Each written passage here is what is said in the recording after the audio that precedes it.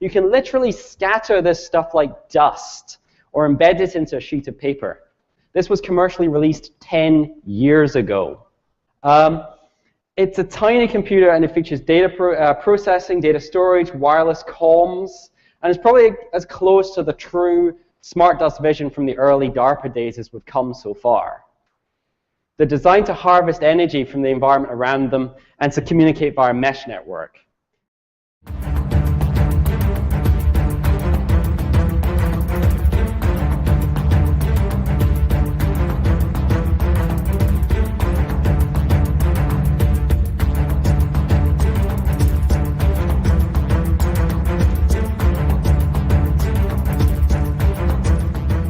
Welcome to the Daily Wrap-Up, a concise show dedicated to bringing you the most relevant independent news as we see it from the last 24 hours. Saturday, January 20th, 2024. Thank you for joining me today. Well, I apologize for being a little intermittent in the last so many days. I've been dealing with, as I let you know before, for those that live in places where it snows all the time, you probably make fun of me, but we have had some, I think it was about 6 or 7 inches of snow here in Tennessee. And it was, essentially forcing me, or rather choosing to stay at home in order to, be safe and so on, but also just because it's difficult to get out. But in the process, there's been a lot of outages. And I forget the reasoning behind it, freezing lines or something like that. But the point was, it's been wildly intermittent here. As you guys saw last time I was live, it dropped out in the middle of the show. So unfortunately, I'm still going to do it from here today. Probably tomorrow I'll go back to the office, but just a heads up, today's show, I can almost guarantee, I hope it doesn't happen, but I'm all day the same thing. It's been kind of on and off. I had to get a show out today. So just bear with me. If we do lose connection, just stay on. I will bring it back, and no matter how long it takes. So just make sure you, stay with us. Now, today is an important show because obviously there's a lot that I haven't gotten to, and I actually a really important follow-up that I wish that I had during the last show. And today in general, it's going to be a long one. I'm not going to try to shorten this. I'm going to take my time and go through all the stuff we need to get to. It's probably going to be a longer show. I'm going to start with the Internet of Bio-NanoThings, which is really concerning. And this is not a new sentiment or topic. We've discussed this before. It's about a new study that I saw Orwell share with me from a post from Amazing Polly. And it's a really, really alarming development that's pre-COVID, but that is exactly what we've been concerned about. And I mean, to be honest, if you pay attention, these things aren't secret, even though it's conspiracy theory to the average person, but it's stated in public research, there's scientific documentation. So it's not that the actual idea in and of itself is, bombshell news, but it's how this overlaps with what we've already been covering, and just how incredibly alarming and invasive all of this is. And it's really about turning your body into the communication system and utilizing your body's own natural processes to communicate with the nano devices, with other outside, device is the best word, but installations, locations, as well as actual controlling of your body and your body's processes. It's all right in the documentation. It's terrifying to me. So I had to follow up on that, but we are going to get into a lot today. I'm going to talk about an interesting overlap with the Patriot Front again. I just saw them marching, and I wanted to make a point about that. We're going to talk about Yemen and an amazing article written by Robert, as usual, and follow up on what what has happened since we've discussed that topic, and some other points I think are really important. An overlap of Iraq and Syria, but both topics to be discussed in regard to Iran and how important this really is. And likely not for the reasons that many, two-party illusionists may think. And we're going to talk about, in general, to the latter half of the show, about Israel and Gaza and a lot of the developments there. Very prominent pro-Israel accounts being censored on Twitter, and I think I understand and know why, and I'm going to show you what is being allowed, what's being removed. It's a really important catch, and it's been deleted, but we have it on the way back machine, a post by an Israeli government representative saying something that's outlandish. We'll get to it all. And we're also going to talk about a lot of other developments, something Dan Cohen broke, which is Jerusalem Post seems to be covering it, but apparently nobody in the corporate West media wants to talk about the fact that Israel gassed using poison gas and a hostage in Gaza The mother is now calling attention to this, saying he was poisoned and you guys are hiding that information and nobody talks about it. And it's incredible. And the first, it shows you that they're using poison gas in civilian areas, but also that they continue to kill their own hostages by the very process they claim is meant to save the hostages. It's absurd. And we have a hell of a lot more to get to than just that. So make sure you stay tuned today. And again, if we drop out, please just hang with us. We'll come back as soon as possible. And again, that's because of the internet connectivity issues here. So I'd like to start with I really, really want this to get more attention. It's so frustrating to me how this topic seems to just get disregarded by so many people. And I don't even mean that in like a nefarious way. It's just there's a lot going on in the world. But my God, this was an important interview. Scott C. Smith and I had a discussion on the 18th, entitled EPA and Norfolk Southern continue to hide East Palestine's dioxin poisoning. And it's almost like the story has become so common that it's like you hear the story that, well, they're still getting sick. And they're like, oh yeah, wasn't that the story a month ago? Yeah, but it was a month ago, and the month before that, and a month before that. And it is still that story today. And not only that, it is getting worse. After a year, people are getting sicker in this town, and not every single person. And that's the good news he talks about. It's not all encompassing. It's not the entire area where there is some good news to what he's finding, but it is very clear based on his 22 different visits to this town and all of the testing and the results, by the way, that align with what Texas A&M found, what multiple other independent testers found, like Andrew Welton, as well as the fact that their own team from the CDC went and half of the team got sick with the symptoms you'd expect if they were suffering from dioxin poisoning, as well as the mixture of the other issues that are there that they're still pretending don't matter. It is absolutely blowing my mind how important this story is, and just nobody seems to talk about it. So Scott Smith is going to be following up, and we get into a lot, by the way, a really important follow-up in regard to all the stuff that I keep telling you.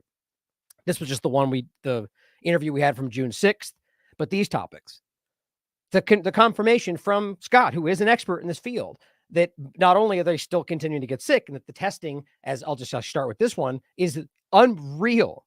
This was on the 2nd of July from 2023, 14,000, that's not a typo, % more dioxins being found in the filters of people's homes than in the general control level that even I think he said was 6 parts per trillion. That's the control that you'll find in the background, which, by the way, shouldn't be there. That's because your government doesn't care about your health. It's ubiquitous around our country, like glyphosate, but 14,000% more than that in their filters in their homes a year later, or on July 2nd. And it's nothing on top of the fact that we also know, and we can prove this because it was in the hearing and he confirmed this as well, that it was not a controlled burn. It was an uncontrolled burn, then that it was unnecessary. He confirmed for me that yes, and I didn't need this because we already have the data coming from their experts, but Scott himself confirmed that this was treated vinyl chloride. And even more importantly, and this should be huge, he confirmed for us on the record that they knew, I forget the term he used, but that the actual material, the vinyl chloride, was already cooling down. And yet they hid this information from the volunteer fire chief and then pressured him to make a choice, knowing he would choose to do the thing he thought was right without all the information. They made that happen. Now, the real question is why? Why did they want that to happen? Why did they race the train? Could be money, certainly possible. I quite frankly think there's something much darker happening here. But they got the train out of the way. They even laid tracks back over what was there only to dig it back up. And the point is that they're still sending this material all this time later to places we can prove, that I can prove because of my work speaking to them on the record, that they don't have the capability to even deal with dioxins. Most of the places are burying this stuff. This is guaranteeing this will spread to other states all across Ohio.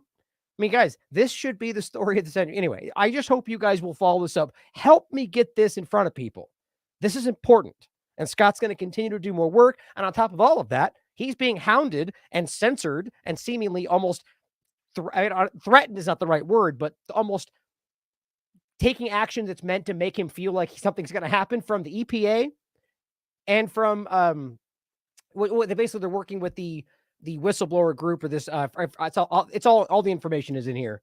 I forget the name of the group off the top of my head, but it's a group that they're trying to FOIA request information. They're trying to call this out, as well as the fact they're calling for other whistleblowers to step up, firemen that are out there.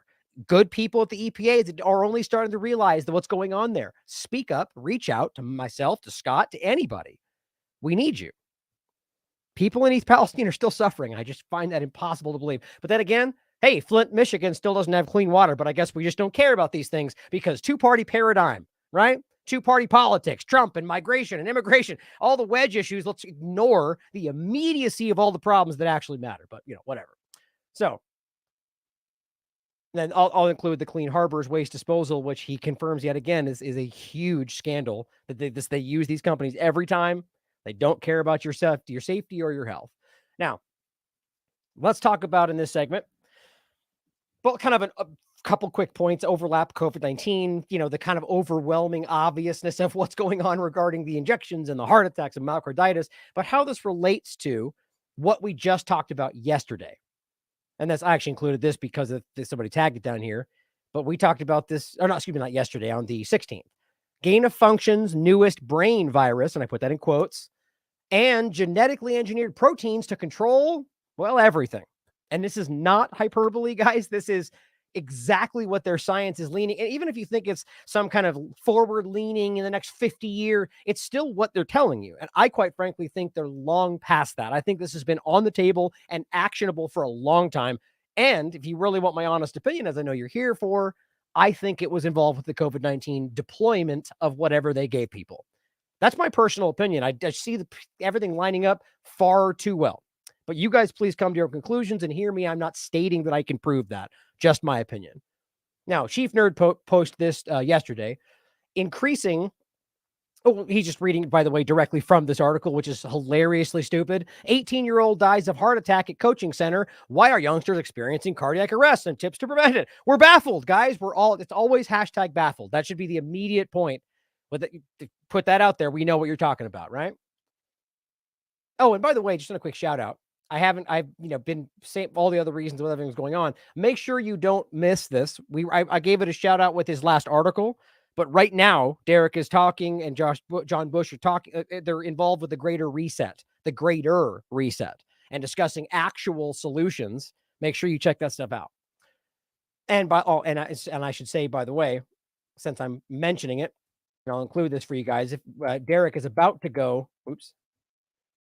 at the end of this month, probably I think next week or at the end of this month, going to be going to San Francisco to cover what we believe and hope will be the culmination of the fluoride trial. Even though all the data is already public and he's already broken it all for you, fluoride's hurting people. They know this. Their data shows this. They've just been keeping it from people's view. We're basically trying to fund the trip in regard to airline, hotels, and what he's going to be doing there. If you think it's important, all this is going to be going to this specific trip. So please help if you think this is important. I frankly think this is monumental. Include that for you guys. Now, Chief Nerd shares this, and this is what the article says in regard to we're baffled about an 18-year-old dying while exercising. It says increasing instances of heart attacks, especially among gym goers, have ignited concerns about the vaccines, myocarditis? No, none of that stuff. The level of awareness among fitness enthusiasts regarding the appropriate amount of exercise. Are you kidding me? I mean, I almost laughed out loud when I read that. Like, of all things, I mean, it's like a no-brainer. Are you actually? It's like, okay, it's like when you trying to think of a good example, like when you're weightlifting, right? Do you blame the weights when you pull your back out, or is it because of I guess that's not the best analogy. The point is, all you're literally aiming at is the exercise. Well, exercise by itself, I guess, could be the only reason. But I even take that back. It's the same way we misunderstand how health works. If you're out there exercising, even if you go way too far, your body is its own limit for the most part. And I guess maybe you could push to some breaking point. But if you have a heart attack, it's usually because there's something else there that's the problem, that was a problem. And the exercise was simply the catalyst that caused it. Not just that you exercise a lot. And if that was the case, we wouldn't just see this weird spike all of a sudden. Are we pretending that people only start exercising more post-COVID? I mean, it's just such a mindlessly, brain-numbingly stupid thing to do. We all see it. Seemingly everybody, including people that no longer take these shots, who swore that we were supposed to, but that don't take them anymore, even though the government tells them to, we all see it. They're just much more quiet about it.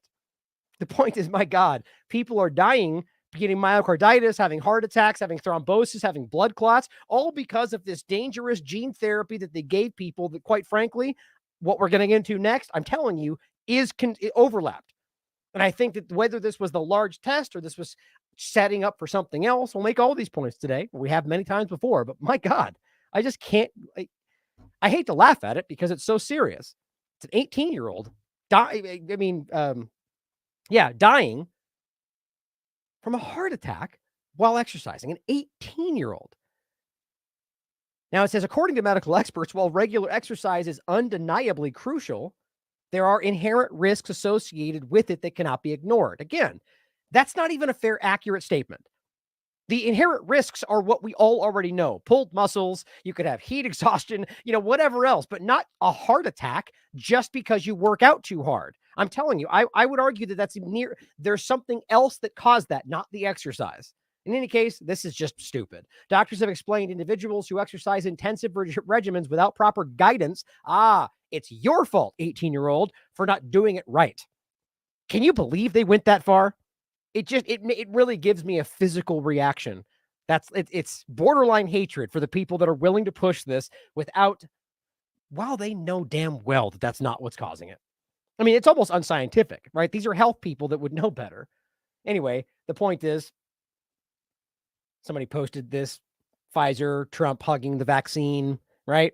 I mean, come on, guys. We got to stop playing this game. He didn't force it. Well, it doesn't matter. And frankly, he did. It's just a word game. But overall, it's just so obviously it's your government doing this to you. But Patricia posted this with a link to the time where I discussed that specific part. But let's talk about this.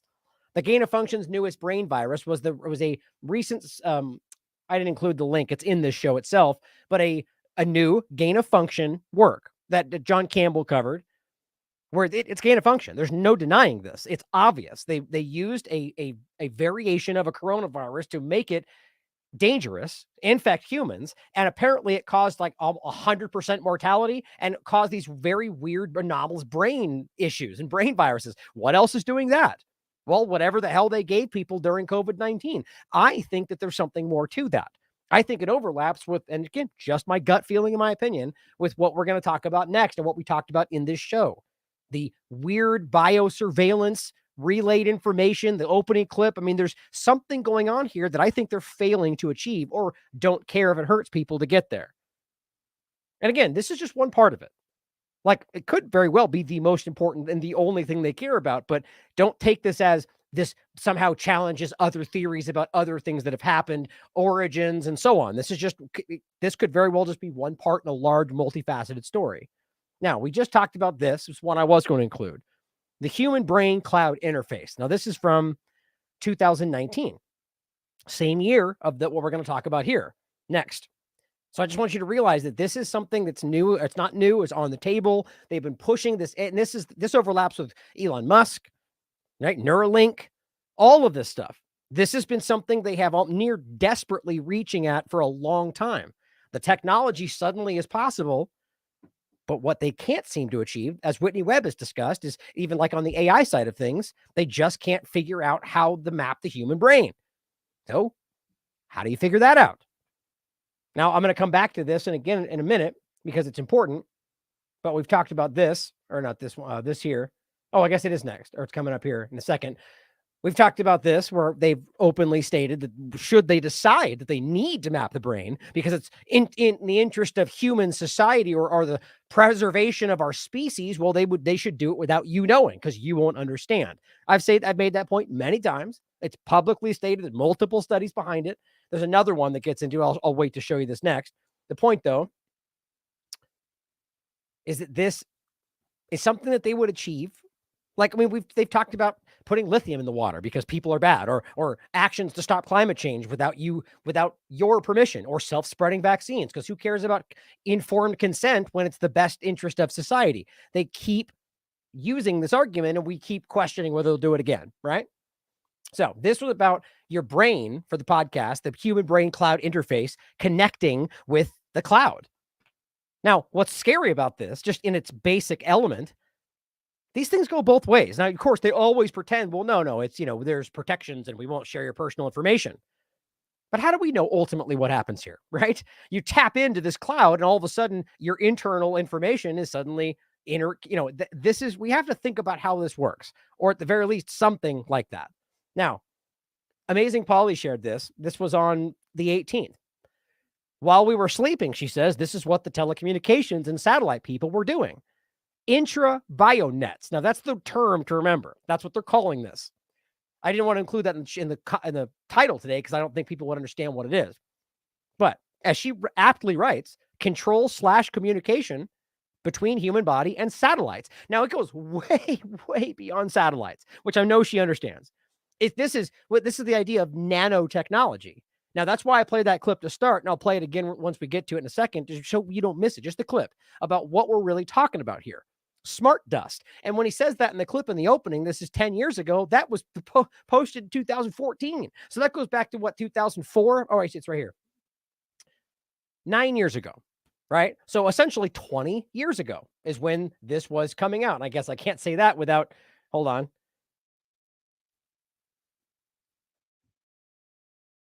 This article, which I won't go into in depth again, but they've blatantly, openly stated this in the bioconvergence document that in 2002 they said they revealed their 20-year plan to alter evolution with nanotechnology. I just find it hard not to see the overlaps. We'll come back to that video in a second. The point, though, is to realize that it's about nanotechnology, the size of smart dust, the size that you can't see it. It's dust. Now that could already well be in your body. That's my whole point. I don't know why we would even balk at that. It's very, very likely almost. It's real, first of all, but it's likely almost that this would have already been used in some regard. And then how do you stop it? It's self-spreading concepts, but on technological level, right?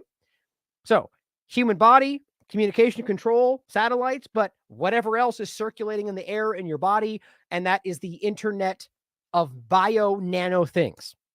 Right? Remember, we're in what they call the Internet of Things, where your refrigerator, if you're ridiculous, is connected to the internet. Why you would ever want that, I don't know. I mean, I get the nuances of it, the small, hey, you're out of milk. And we're also listening to everything you say and filming you while you walk out in your underwear. But, your milk's low. The point, though, is that this is what we're currently in. The next step is the Internet of Nano Things, right? Where it's interconnected with the nanotech. But then once that's internal, or even more so, my point would be once that it's used in your body, it's already the Internet of bio-nano things, but this is taking that a step further. This is utilizing your own body's processes, your own body's electrical signals, your hormones, your cells, to use the way they communicate, basically hijacking it to communicate back out with other nanotech, with other installations, with whoever's tracking the information. Now, this is going to sound crazy to people. It's not a joke. It's very real. Thank you, Amazing Polly, for sharing this. Now, here is the link she shared, first of all. Dr. Ian F. Akyildiz, interesting name, president and CTO of Truva Inc. Now, this is from 2019. Here's the actual document going over this. From 2019, we'll come to this next. And this is actually the microbiome gut-brain axis, which we're going to talk about. That's 2019. I don't actually see a date on this. So at the very least, we know this is current because of what they're discussing. Now, she says this was written pre-2020. I just can't seem to find a date on there. Either way, I agree with that. It's very accurate. Now, this says, first of all, just right out of the gate, hollow for all. Hollow for all. AI-enabled real-time hologram-type communication. All right, so starting with what I argue is the novelty, right? Now, very useful, I would imagine, in a futuristic idea of being able to, in the whole metaverse swing of things, being able to project in a real-world sense whatever, your body in a 2D hologram. That's what they're talking about.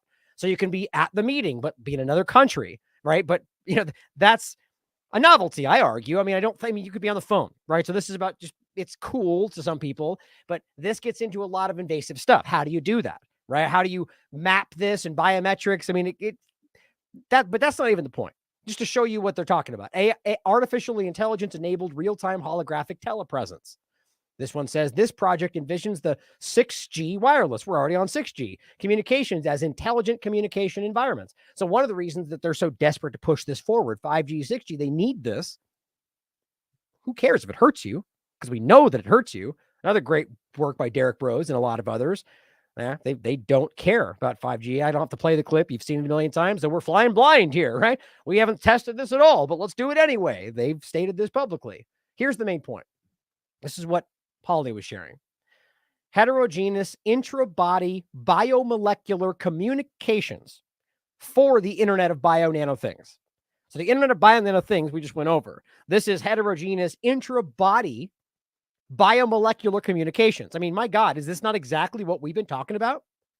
We've been discussing the Lieber-Langer overlap, the internal biosurveillance, the magnetogenetics, optogenetics. This is exactly what we're worried about. And we just went over in this show the ferritin nanoparticle injections they're using, which are utilized in this exact way.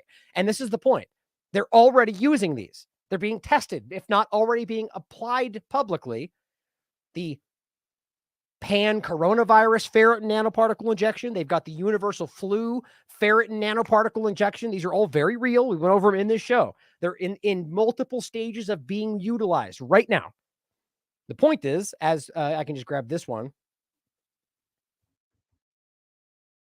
It's an article in 2016 by The Guardian. They called it the genetically engineered magnetoprotein. That's ferritin. It's basically a protein that has these different iron particles, and they can manipulate that using multiple things, light, electronics, magnets, and through that are able to remotely control the brain. And if you read this, literally remotely control the body of these animals. Think about how crazy that is. I went over this so many times. So the point, hypothetically, if we're talking about them utilizing these things and at the same time discussing where this is all going to be going, just wait.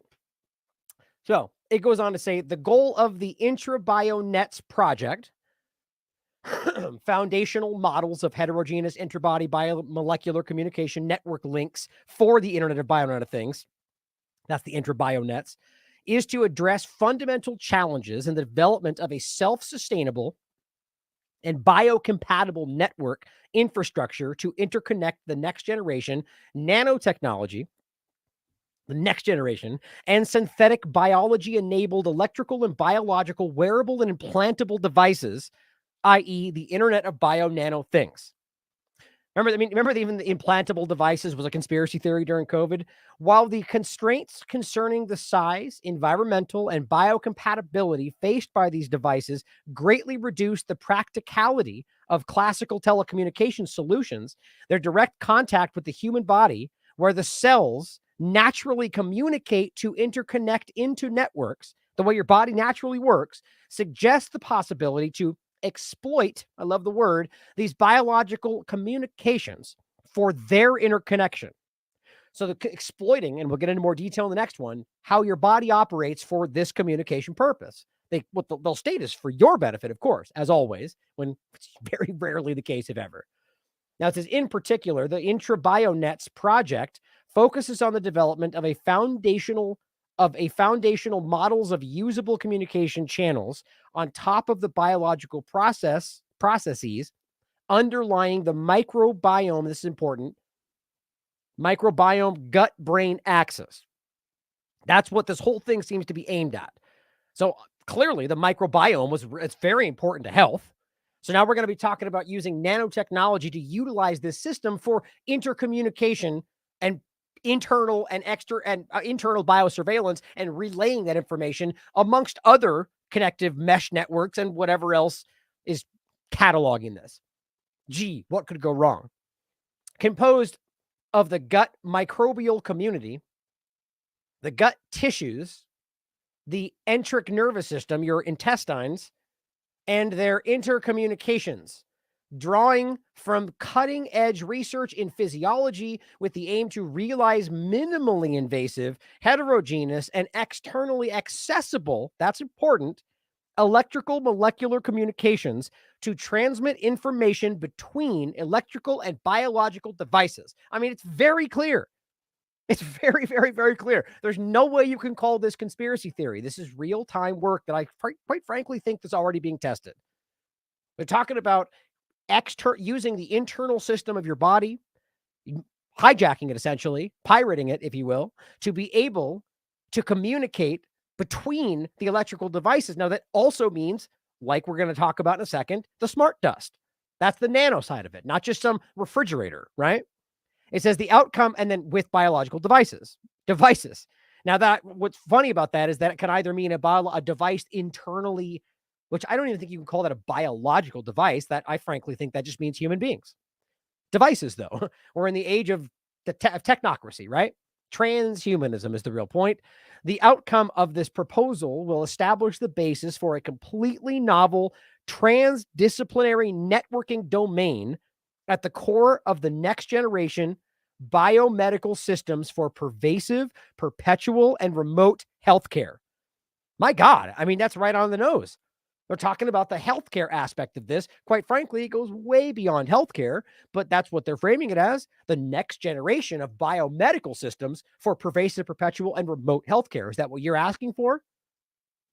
To accomplish this goal, the IntraBioNets project brings together an interdisciplinary team of PIs with expertise in molecular communication and nano networks, implantable microelectronics engineering, and biological communications modeling and design. Terrifying. So here, this is the microbiome gut-brain axis, and exactly like they discussed, as a biomolecular communication network for the Internet of Bio-NanoThings. 2019, right before this all started. Wonder what they were doing and testing, right? I mean, I'm not trying to insinuate that too hard. It's just my opinion, but I kind of feel something about this. I think that's important to share with you.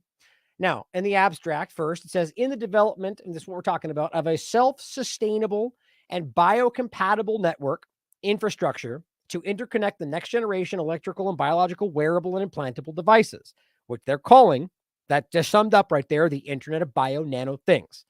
It's very clear, I hope. The direct contact of the Internet, which this is the little acronym to remember, IOBNT, Internet of Bio-NanoThings, which, by the way, is interesting that you would think that, as I said a second ago, the Internet of Nano Things, and it's kind of the same thing, right? But the fact that it's explicitly about connecting these two things it's very on the nose. It's transhumanism. Why would we need to mesh these things? You could just have nanotechnology and choose to utilize it, right? But it says the direct contact of the Internet of Bio-NanoThings devices with the human body, where the cells naturally communicate and organize in a network, suggests the possibility, I think the same as before. The aim of this work is to investigate, I think it's all pretty much the same, minimally invasive, heterogeneous external accessibility to transmit information between these devices through your microbiome gut-brain axis. Since you brain, I mean, this is so mind-blowing to me. Composed of the gut microbial community, the gut tissues, we just read that, a framework to develop the network infrastructure on top of the biological processes. So I just want you to really hear what they're saying. For those that might not think, they're utilizing your natural processes to piggyback, essentially, to be able to send information, to communicate, control. Underlying this microbiome gut-brain axis and the intercommunications among its components is proposed. To implement this framework, the following challenges need to be tackled. First, physical channel models should be developed to quantitatively characterize electrical and molecular communications through the microbiome gut-brain axis. Second, novel technological solutions. Now think about this. This is 2019, right? So these are what we need to deal with. Physical channel models to be developed. Well, how do you do that? Well, you deploy something that's physical. But I'm not saying this is necessarily what happened, but we need to ask whether this is what 2020 was all about. Second was novel technological solutions in the information modulation, coding, and routing should be developed. Well, I keep talking about this, and we come to the place where the technological advancements meet what their planning was. Maybe this already happened. Third, to support these efforts with experimental data.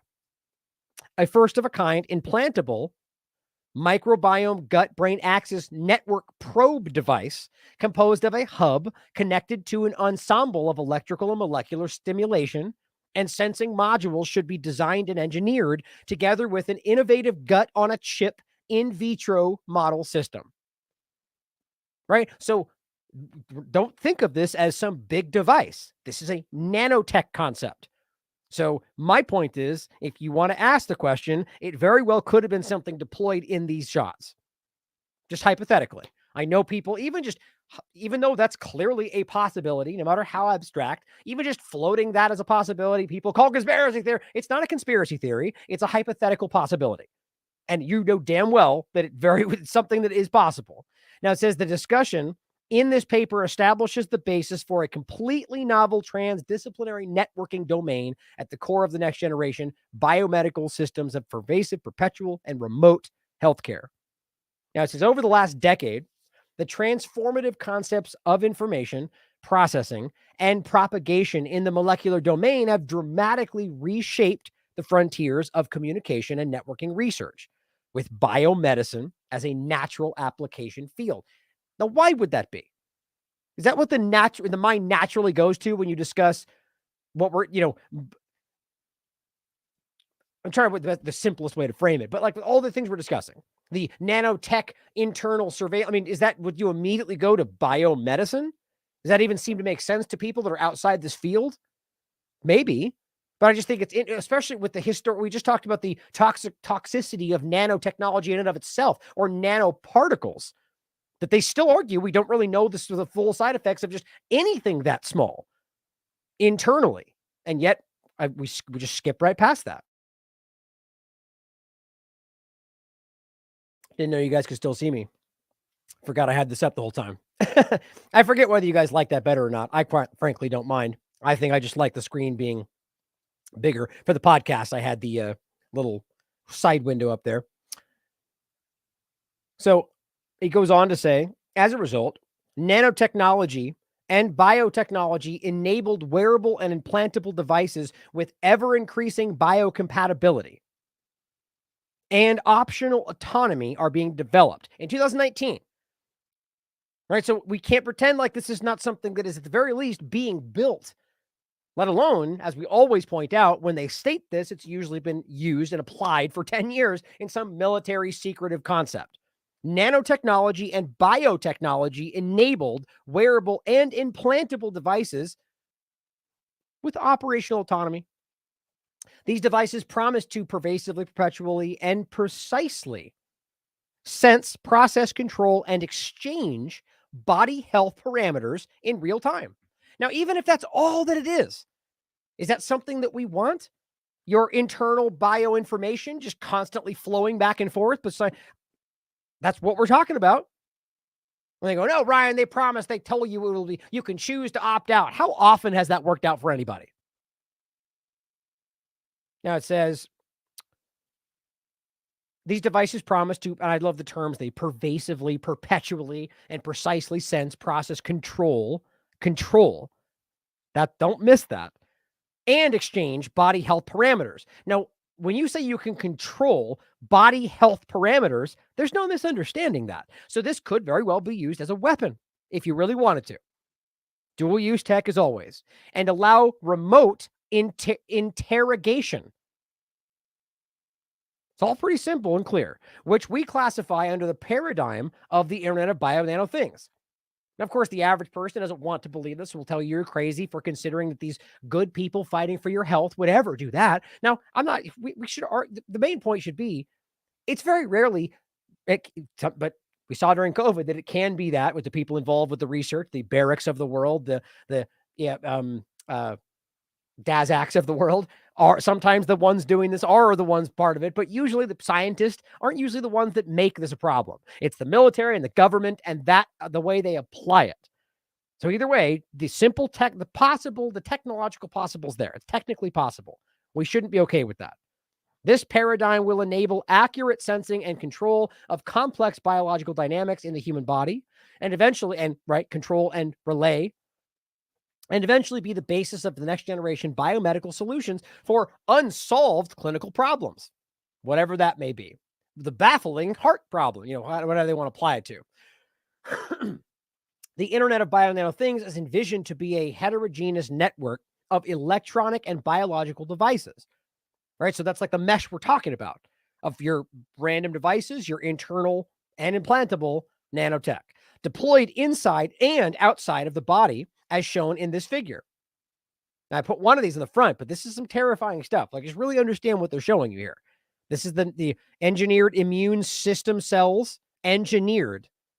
Your own, I mean, so this is where you start to realize that you're getting well past the idea of, flirting with transhumanism and quite literally turning yourself into something that's no longer considered human, technically. When your internal cells they're using are engineered themselves. Now it says, communicating through different means ranging from electromagnetic waves and coupling, electrical and mechanical stimulation to molecular communication. Electronic devices comprise implantable and wearable electronic devices such as brain implants, pacemakers, smartwatches, all the big clunky things that they think you know about. Now, again, maybe that's what they think, but realize we're way, way, way past that, which I'll play for you in a second. It says, whereas biological devices comprise this is the thing we were talking about before. Your body is a biological device, comprise manipulated natural cell and tissues. So I guess you could argue that they're talking about whatever biological parts of you that they've essentially taken over and are engineered. So those then become the biological devices that comprise what they're saying are manipulated natural cell, so your body's cells and tissue, or man-made synthetic ones. So now they're bioengineering, which we know they're working on, your internal cells and giving you those instead. With God knows what other things they can. I mean, this is just so far beyond what most of our minds can even grasp, such as engineered immune system cells, right there. And so now they're telling you, don't worry, your immune system's been destroyed because of COVID. No, it's because of the vaccines you took that destroy your immune system. So here you go. We've engineered you some immune cells because everybody's struggling from the problem that we are baffled by. No, this very well could have been the entire point. Engineered gut microbes and artificial cornea. Now here, just in case you have missed it thus far, explicitly stated, what they're talking about is artificial communications between wearable and implantable devices and nanotechnology that are realized by exploiting natural biological communications in the body, exploiting what your body's natural processes already are to gain what they're trying to accomplish. The focus of the conceptual framework introduced in this paper will be, as we showed you, the microbiome gut-brain axis, where electrical signals propagated through the nervous system are converted to molecular signals that influence the gut microbial communities and vice versa. So what do you think could possibly go wrong I can't think of a better word than what I've already used. I'm trying to think of one that's more scientific, but you're hijacking the nervous system, which doesn't mean it stops. So they're arguing it still functions, but they're using that system to be able to relay this information. I mean, I can't even begin to understand what that might do. Look at what they just did with these COVID-19 injections and wonder what they're going to do when they start hijacking your nervous system with some ferritin particles in there. Think about what we already talked about. The information propagates by means of natural communication links and interfaces, which are present in the nervous system. So you're already your natural system. The endocrine system, so think about that, as we've talked about many times. Now, I don't even begin to understand how this might actually play into it, but we have to remember, we have been overwhelmed with endocrine disrupting chemicals, overwhelmed, glyphosate. I mean, everything we've talked about, all these, our bodies are being bombarded with things that are 100% affecting your body's hormone system. And then I simply asked that this was the focus at the time on June 11th about interestingly, damn quiet conversation now about transgender, right? As they all quietly backed away from whatever the hell they were trying to, it's crazy. I will revisit this at some point, and we have to go back over how alarming it hasn't stopped, mind you, but all the push that's crazy. Anyway, the point is, was it causing gender dysphoria? And the question is yes. We can't know for sure every time, but scientifically, the scientific studies that the same group screams that you trust the science says, yeah, of course it can. And then we're being bombarded, the COVID injection included, since I said that.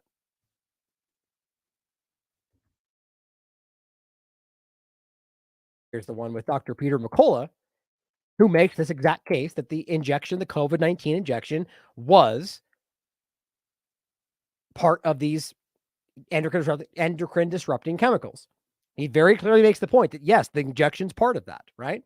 So the question becomes, now back to this, is that part of the larger manipulation? Have we been bombarded with these things over the last however many years to achieve some kind of setting, right? We're going to talk about many things today, but here's one we talked about with George Webb back on August 6th, AI-created drugs, the fake China lab, and specifically being primed with a life switch. Think about how all this stuff connects. Like, I'm terrified that this is already happening. The endocrine system and the immune system, right? So the point again was utilizing all of these for this ultimate relay internet of bio-nano-things. The holistic nature of the microbiome gut axis or microbiome brain gut axis encompasses electrical and molecular communication domains and interfaces between them. The accessibility of this biome from the external environment through the alimentary canal and the presence of microbial cells, which are genetically programmable as biological devices. Literally telling you, they're talking about microbial cells that they're going to be genetically programming. But natural, I mean, this is just so terrifying to me to realize the kind of stuff that this is Frankenstein stuff. Makes this system particularly interesting to explore in the light of the Internet of Bio-Nano-Things paradigm. That's what they say.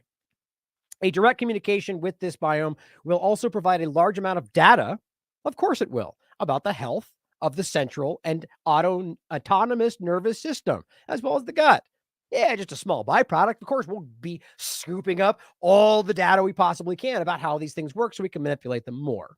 The article discusses the utilization of this microbiome gut-brain axis as an Internet of Bio-Nano-Things communication network infrastructure to transmit and receive information generated by and or directed to electronic and biological devices, where this infrastructure is also envisioned to communicate with the external environment through dedicated molecular and electrical interfaces.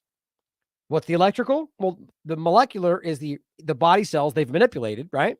Electrical, well, that's wireless data transfer through your skin. That's right there. And where have we heard this before? I mean, this is the picture I used today, guys. I mean, look at this terrifying reality. This is your body.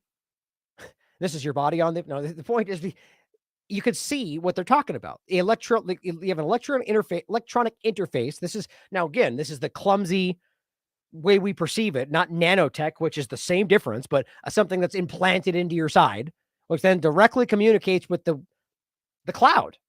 And all that information gets relayed. And this can control this device. It can kill you. It can operate. It can save you. It can do whatever. All this is happening internally. Now, where have we heard this before? Remember this? Particles for Humanity. Right? It was Bill Gates funded, amongst others. This was 2019, JP Morgan conference. And what did it talk about? There's Bill Gates funding. Well, vaccination tracking system for high coverage. They talked about time-released particles. So you can just give them one shot and over the time it releases the extra boosters, right? But specifically, one of the solutions, on-patient medical record embedding vaccination information into your skin, right? Just these steps, and this is 2019. This is the same year that this was being published. Lastly, it says, to end this, we present a methodology that comprises both analytical and experimental efforts. The analytical effort builds on top of neuroscience. We just talked about the neuroweapons, the neuromanipulation, and it says bioinformatics to abstract and model with reliable mathematical expressions the propagation of device-sourced information through biological tissues utilized as communication channels, which include the modeling of electrical communications between devices connected through nerves in the gut muscle, the intestines, and the autonomic systems, molecular communications involving biological devices and natural gut microbes through interactions with hormones, metabolites, and neurotransmitters, and 3, the heterogeneous electrical and molecular communications interface between the gut and the central nervous system. The experimental effort is based on the design of a unique integrated network probe device composed of a hub connected to an ensemble of electrical and molecular stimulation and sensing interfaces. This probe device is intended to be first utilized as an in vitro environment, which is composed of an innovative gut-on-a-chip system able to co-culture cells that compose the microbiome gut-brain axis. So the point is, these things can essentially hijack other parts of your body once deployed. Then an implantable version of this probe, which explores wireless power and data transfer technology to establish connectivity with the external environment. It's exactly what I'm concerned about, exactly what they've always been striving for, is to be utilized into laboratory rats to collect in vivo data on this communication. On top of these models and experiments, as part of our methodology, we introduce design elements, opportunities, and challenges to realize the aforementioned network infrastructure. This is, in my opinion, already happening. Now, I'll just play this clip for you. This is important because this guy's, I've gone over this many times. This is the MakerCon. His name is Alistair Allen, the inevitability of smart dust. Okay. He starts off by talking about, where was it? There. The transition between wearables 1.0 to wearables 2.0, and that's exactly what we're talking about. So 9 years ago, he's talking about the wearables and implantables like they're discussing in 2019 as the current reality. Just think about how insulting that is. In 9 years ago, he was pointing about 10 years before that and discussing the smart dust. So if we're discussing, why in that whole breakdown would they be discussing things like your smart watches and your implantable pacemakers when they damn well know the Internet of Bio-NanoThings is specifically tailored towards nanotechnology? I think it's because they don't, and it's even from the scientific level. Why would they keep that from your view? And here's just the quick clip I played. Please watch this whole thing. It's only 20 minutes long, where he discusses how, and it's incredibly alarming. The point is, what he's showing you here is 20 years ago. He says 10 in the video. It's a 10-year-old video. You can literally scatter this stuff like dust or embed it into a sheet of paper. This was commercially released 10 years ago. It's a tiny computer, and it features data processing, data storage, wireless comms, and it's probably as close to the true smart dust vision from the early DARPA days as we've come so far. They're designed to harvest energy from the environment around them and to communicate via a mesh network. Exactly like what we're talking about. Now, he goes over a lot of different discussions about the size and what can be done, and the fact that it runs off your own body's processes. Is this not the step one to exactly what they're discussing here? So, again, right on time. 2002, they're planning in 20 years to alter evolution with nanotechnology. So we talked about this a second ago. So the point is, well, their argument would be that this is in the interest of everybody's health, so we should just do it without you knowing because you won't understand. Orwell shared this with me today. Moral enhancement can kill. An interesting step. This is actually before that post, because that argument's been made for a long time. But it's interesting, this ad. It says there is recent empirical evidence that personal identity is constituted by one's moral traits. If true, being your morality or integrity, if true, it says this poses a problem for those who advocate for moral enhancement. That's this. Specifically, in this case, moral bio enhancement. Because this could be talking about, giving somebody lithium in their water without them knowing it. That's a moral enhancement. They argue it would make you more docile or more whatever. This is about bio enhancement. So that's about the nanotechnology or changing your, I guess you could kind of overlap the two, but the point here is they're simply saying that they're arguing that your moral traits are what make you who you are. So if true, it poses a problem for those who advocate for do this, or the manipulation of a person's moral traits through pharmaceutical or other biological means. It says specifically, if moral enhancement manipulates a person's moral traits, and those moral traits constitute their identity, well, then it's possible that moral enhancement could alter a person's identity, which, quite frankly, is exactly what they want, guys. It says, I go a step further and argue that under the right conditions, moral enhancement can kill the subject of the enhancement. I then argue that these conditions are not remote. The point is not actual like death, but that you just don't exist as the same person anymore. It's kind of terrifying. So all of that, I think, is important that we do not miss that we are in this already. And we are still pointing at big clunky chips and wearables when in reality, guys, this is already in front of us.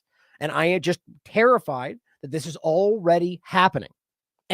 Or just the point is, when they decide to pull that trigger, that we won't know. Or if it does, the self-spreading concept or the idea of smart dust is not something that I argue they can control anyway. Not in the sense that it would, it's applicable to anybody who simply breathes it in. So let's go to the next part of this. Now, you may have seen this circulating. It's not actually a new story, but I wanted to make sure we went over this. Denver Health Medical Team receives Ebola vaccine. Now, it's being kind of discussed as like people being given Ebola. It is a live vaccine, and I'll show you why that's pretty terrifying. But this is from November 28th. Oh, that's strange. Hold on. I don't really need it, but yeah, I don't need it. I was going to refresh it to bring the highlighting back, but I remember what it was. The point is this from November 28th, right? Last year. So it's months old here. So it's interesting that it's suddenly grabbing attention. But what I think is even more interesting is the overlap, which I'll show you in a second, in a lot of different ways with Ebola and the COVID-19 conversation, disease X, and all this stuff. Now, it's just a few medical employees at Denver Health in November of 2023 made history as some of the first people to receive the live, which I don't even know why that's being given in any case, any of them. Nobody should be taking these live injections anymore because it's very clear that they spread. That's undeniable at this point. The smallpox one we've talked about, I mean, these are very real, and I'll show you in this one specifically from their own data. But it says a live Ebola vaccine for preventative measures. But see, this is where it gets ridiculous to me. It says Ebola is a rare but deadly disease. And don't forget, Dr. Boyle, the drafter of the Biowarfare Act they still use, argues that all of these are deployed weapons, that they're dual-use tech, and that every Ebola outbreak he's in Africa is a stone's throw away from a U.S. lab. That's his opinion, but I agree with him. It says a major outbreak in West Africa led to some cases in the United States. Now, this was not recent. While there are no known outbreaks in the world right now, or today, not November, not today, members of Denver's health high-risk infection team said they are some of the first to receive the live vaccine as a way to prepare in the event of a future outbreak. Okay. We have to start applying our basic logic, deductive logic to this. Okay, first of all, they're claiming it's because of this previous outbreak. So they want to be prepared, right? Well, then why didn't you do it right then? Right? Why did you wait months or a year to suddenly go, well, I'm going to be prepared today? So what's the impetus for that? Did you just forget until now and you realize you should have done it the whole time? My point is, if this was the logic, and I'm not saying I agree with this, if the logic is we should do this, then they would have done this a long time ago. So it doesn't really make sense. This just suddenly gets given out, this weird spur of the moment thing to be prepared for something that doesn't even seem to be coming. Right?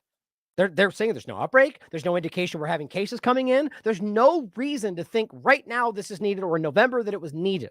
So it does very much make me suspicious. Now it says, even though there are no current outbreaks in the world, we want to make sure that people have the chance to be protected in case we need to take care of a patient that has a disease with a mortality. Okay, well then why wouldn't you give them the smallpox vaccine? Isn't it the same logic? Doesn't make any sense. And most of these, Ebola, smallpox, they're pretty dangerous injections. They have a lot of problems, but they always argue, well, it's so deadly that the benefits outweigh the risks. Which, why not just take the time to make it better? Probably because they can't. But either way, the point is, why don't you give them the rest of them? I don't think they should. My point is the logic is inconsistent. So it tells me that there's something else going on here. In 2014, let's see.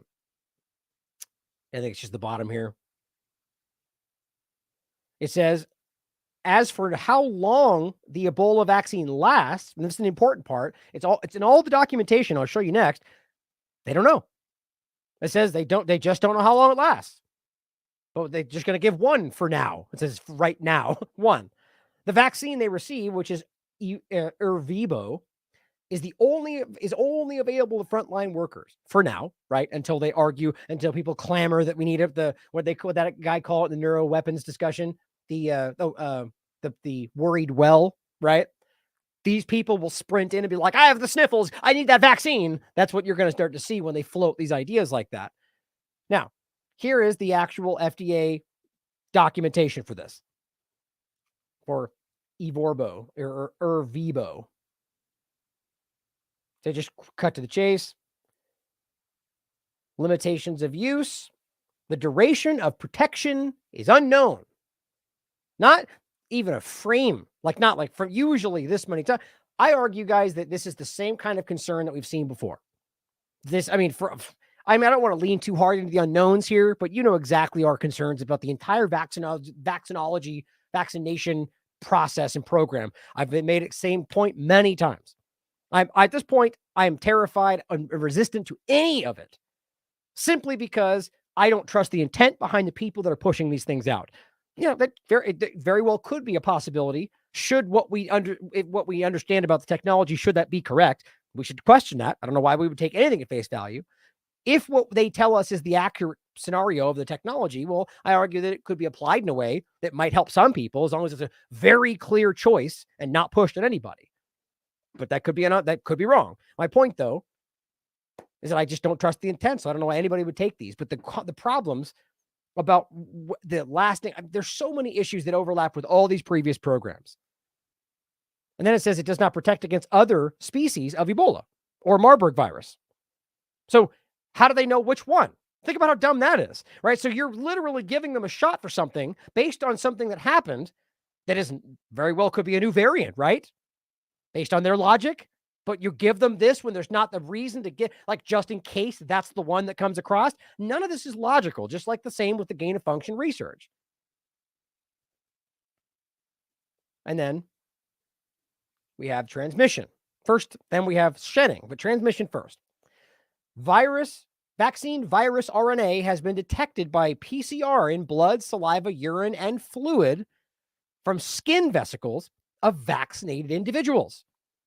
What in the hell? Why would you ever give something that could potentially give somebody else Ebola? That's not a joke.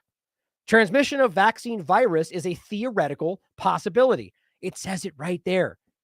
Transmission of vaccine virus, Ebola, what they're talking about, is a theoretical possibility. I just don't even understand that. And then here's the craziest part. Shedding. Which, by the way, is the same point with any other live vaccine we've talked about. The percentages may vary, and why we would trust what they say anyway is beyond me. Shedding of vaccine virus. And for that same point, by the way, question whether this is all lies. Maybe this is not even real. Some people that are talking about the virus terrain concept would argue that all of this is probably some ploy to push whatever. So question all of it, right? But nonetheless, this is what we talked about many times. David Martin and I had the same point. We both agreed on the idea of arguing from within their narrative, right? So they have this stated. This is what they put out as the current information about what they're giving. So whether it's real or not, think about how mind-blowing it is that it can state that you take this, you could give somebody Ebola, and they give it anyway. It says shedding of vaccine virus into the urine or saliva was evaluated in 359 participants enrolled in 8 different clinical studies who were vaccinated with specifically Ervibo or lower dose formulations. Vaccine virus RNA was in fact detected, as it said up there, in urine, saliva, and some participants at time points ranging from day 1 through day 14 post-vaccination. Now, that's PCR test. So that very well could be completely ridiculously wrong.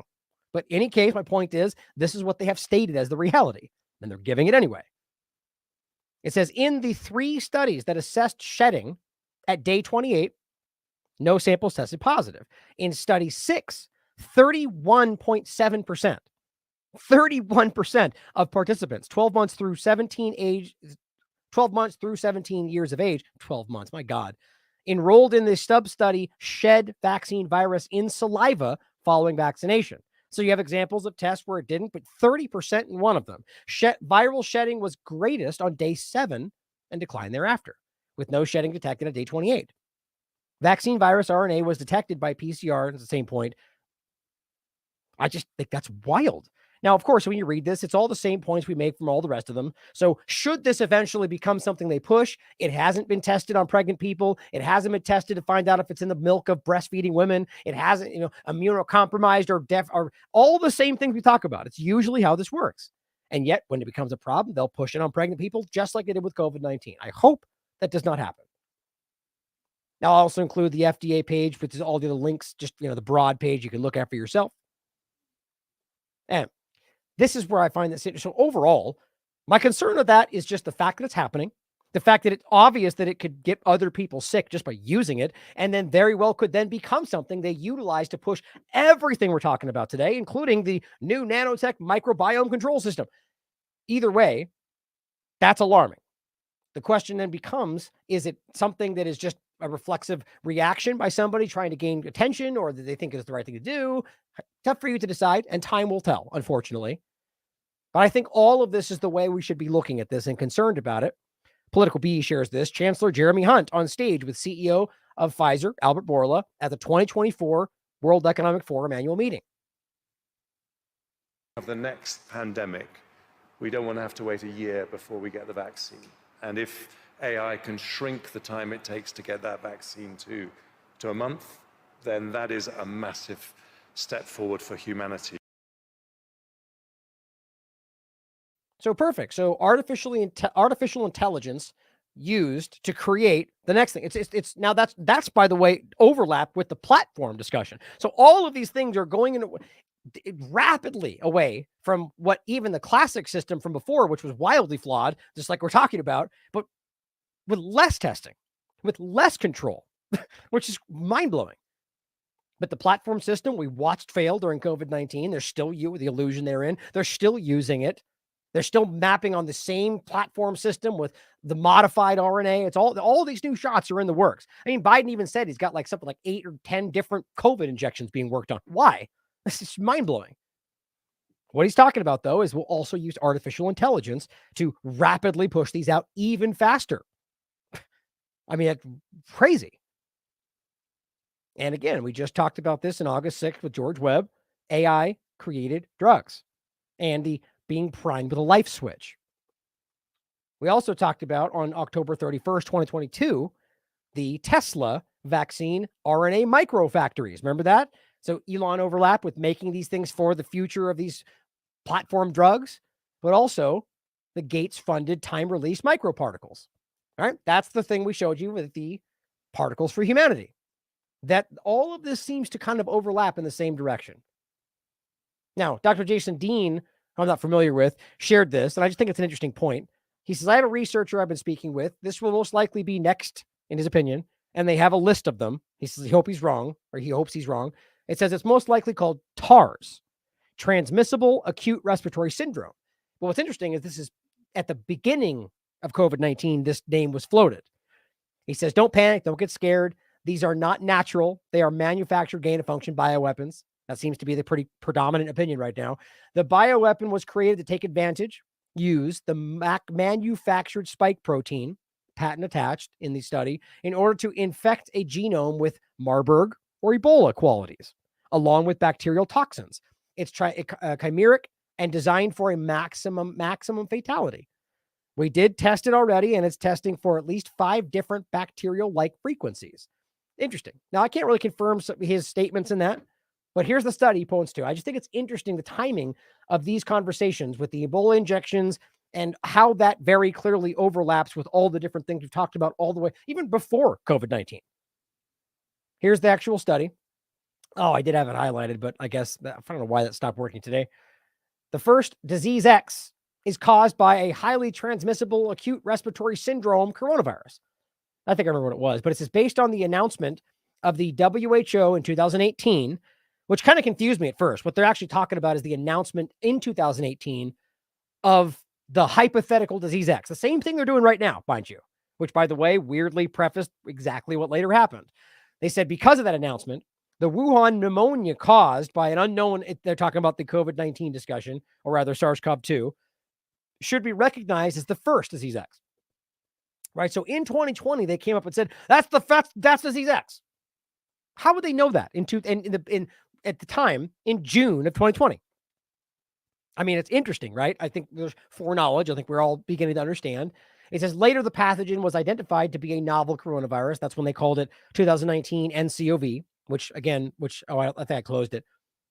I thought I had that open. In any case, it's that's SARS-CoV-2, what they renamed it. But it says which has, they claim, a close relation to what the SARS and from before. But it says here we suggest renaming in 2020 in June what became SARS-CoV-2 as transmissible acute respiratory syndrome coronavirus, or TARS-CoV. Interesting, right? Now, in any case, the point is he's saying that that's what he's predicting that will be the next term that's used. Very interesting either way. Now, just food for thought. Because I worry about how this plays out and the overlap with these discussions, Ebola and so on. Now, all of that, I really do think is super important.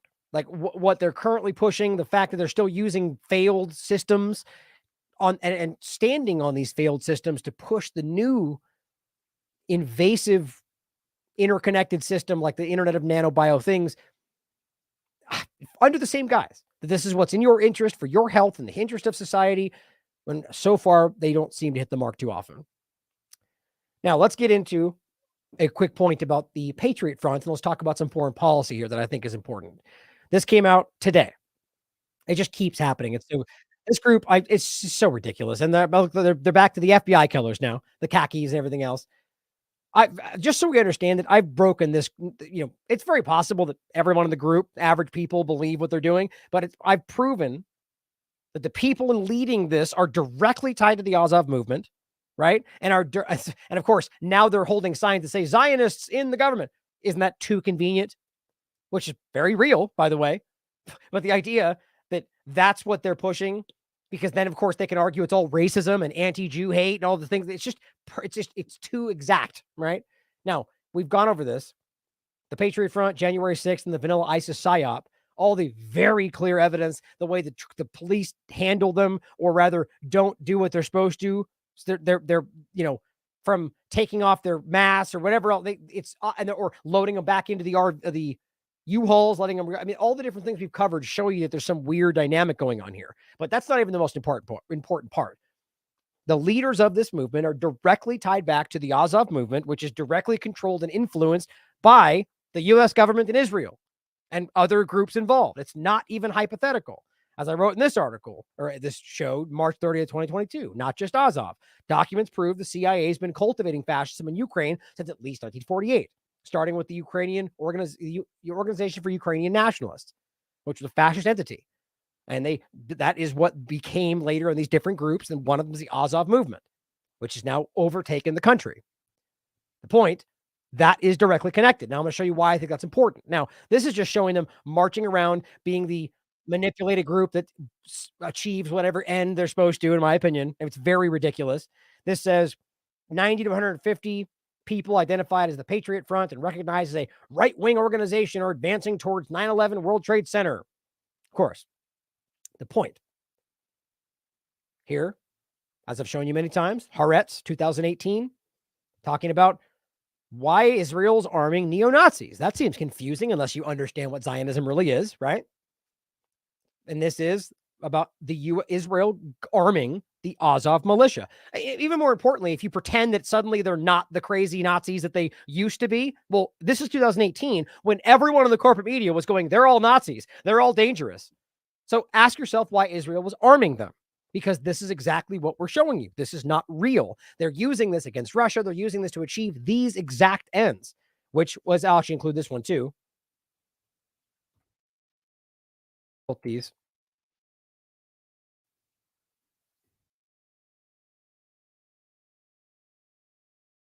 January 6th, the failed false flag meant to blame Russia and you using the CIA grown Azov battalion, right? So if they flood these things, the extremism that they want to pretend Russia's seeding, they can use that to achieve their ends in this country and manipulate you and censor you, as well as the other follow-up. January 6th was always a very clear government operation, from Antifa on the record going, we did it, we got him. Or this guy's name is Sergei Binyan, who is a provable in this show. We go over it, member of the Azov movement, who is literally next to Jake Chansley here, and he's on the record in a video filming saying, let's go in, guys, go into the Capitol in Russian, even though he's Ukrainian.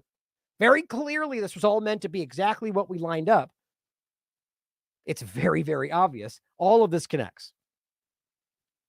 Israel arming them, as well as Hamas, right? Israel have been arming Hamas for a very long time.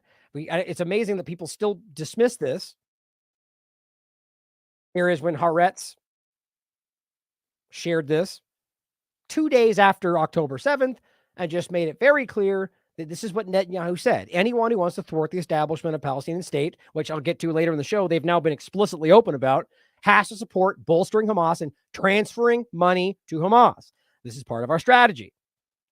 They still act like that's not true. It's publicly stated. It's very, very clear. So the point is, they're arming the Azov movement. They're arming Hamas. To what end? This is controlled opposition, guys. That's what we're talking about. So the point is, and this is a screenshot somebody shared with me. Thank you for catching this. They keep pushing this right now. Only a matter of time.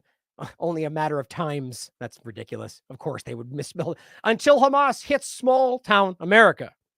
See, this is what the point was always about. They've just shifted away from the Azov stuff to something else, but it's all the same entities and the same manipulation, CIA, Mossad, overlap. They're telling you this entity is going to come to your doorstep, which is ridiculous.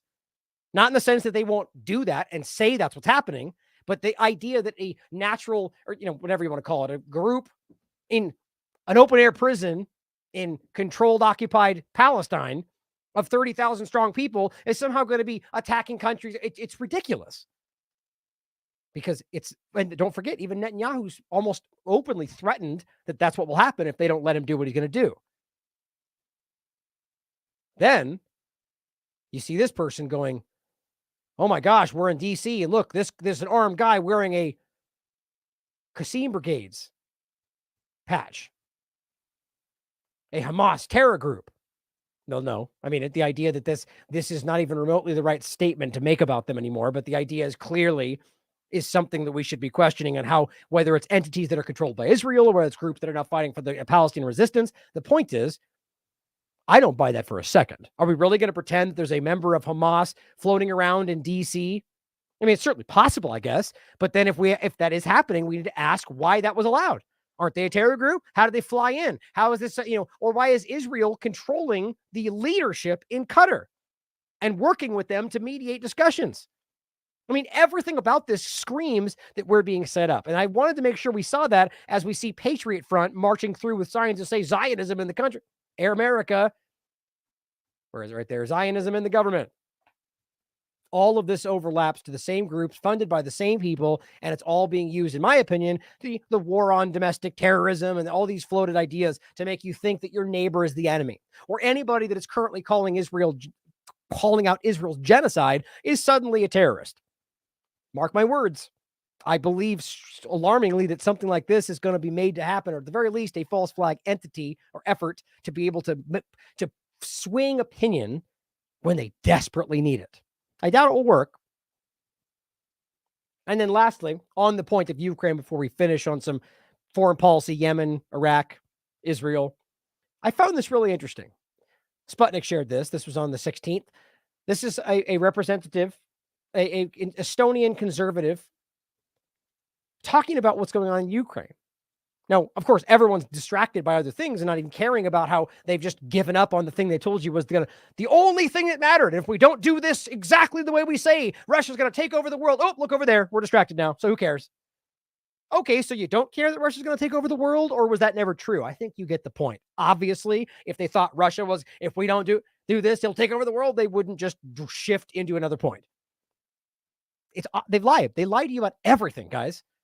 It's ridiculous, just like they're lying to you about what they claim Israel is not doing right now. But this says over 800,000 Ukrainian men are in Europe because they illegally escaped. That sure sounds like a democracy to me, right? The point is, Ukrainians were fleeing because they knew they were going to be put into war with barely enough they're ill-equipped, fighting a war they don't care about. Because this is not about anything other than control from the Western powers. Last week, we had a honor to welcome Mr. Zelensky in Tallinn, and he said very clearly, they need men. They need more men because thousands of men have died, also from the Ukrainian side. But in Well, if they need more men because they've all died, well, doesn't that clearly indicate that they're losing? That's probably why they don't want to pay attention anymore. Europe, we have almost 800,000 Ukrainian men who have illegally, breaking the Ukrainian laws, escaped from Ukraine. So Ukrainian men who don't want to take part in the war broke the law. I mean, I guess you could argue that conscription or the draft is something that used to happen, but it's pretty damn archaic, isn't it? At the very least, it shows you that this huge portion of people, probably most of them, don't want to fight for a war they don't believe in. As a cowards. And we need to help Ukraine with those men and also with a military aid, that they will not die in Ukraine, that they will fight for Ukraine and they will win this war. Thank you so much. But it was an important point, I think. Right. So we're going to forcefully deport these people to go back and fight, right? Because we care about what exactly? Supporting neo-Nazis to allow them to continue their genocide against the Donbass people, right? Or what? Stopping Russia from doing something they claim they're not doing, which there's no evidence to indicate they ever will, but the Azov movement publicly states they're going to do what you say Russia wants to do as soon as they have control. All of this is just so childishly obvious. And I think, quite frankly, everybody sees through this today. I've been seeing that for a long time, but not until Israel's part of this with the Gaza genocide do people start to fully see what I'm talking about. Now, Robert wrote an outstanding article about Yemen.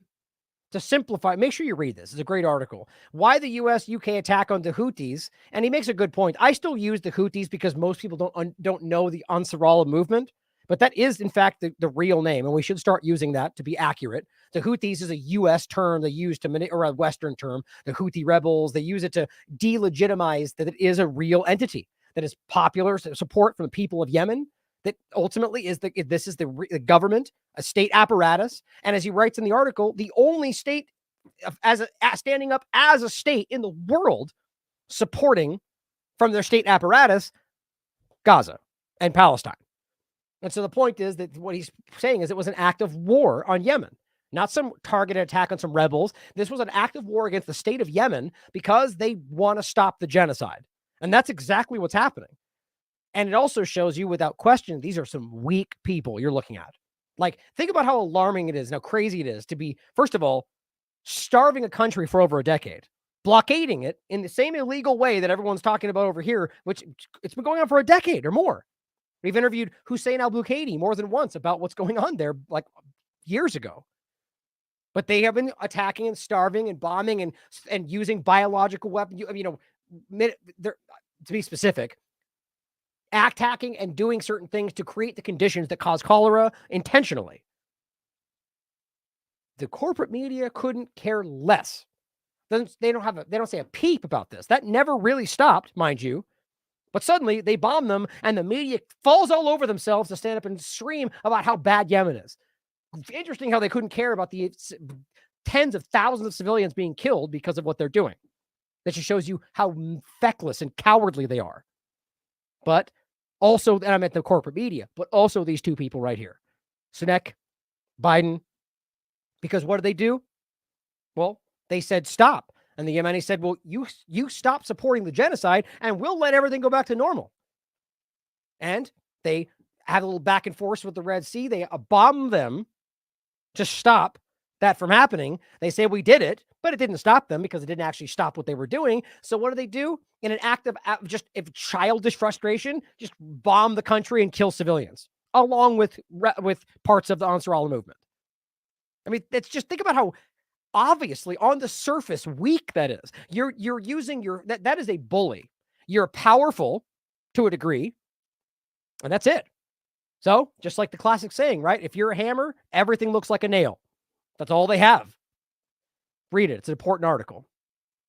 Now, on top of that, Belgium cowardly steps in and joins the Red Sea operation against the Ansarallah movement, the Houthis. But that's all they got, right? So I guess what, the US, the UK, and Belgium now, because everybody else pretty much backed away. Interestingly enough, and this is exactly how long have we been talking about this? This, guys, is exactly, I mean, in a way, and again, just like the other conversation, it's never just one thing. It's always multifaceted, whether it's oil or gold or lithium or resources or geostrategic control of certain areas. War has a lot of different reasonings, none of which are justified, in my opinion.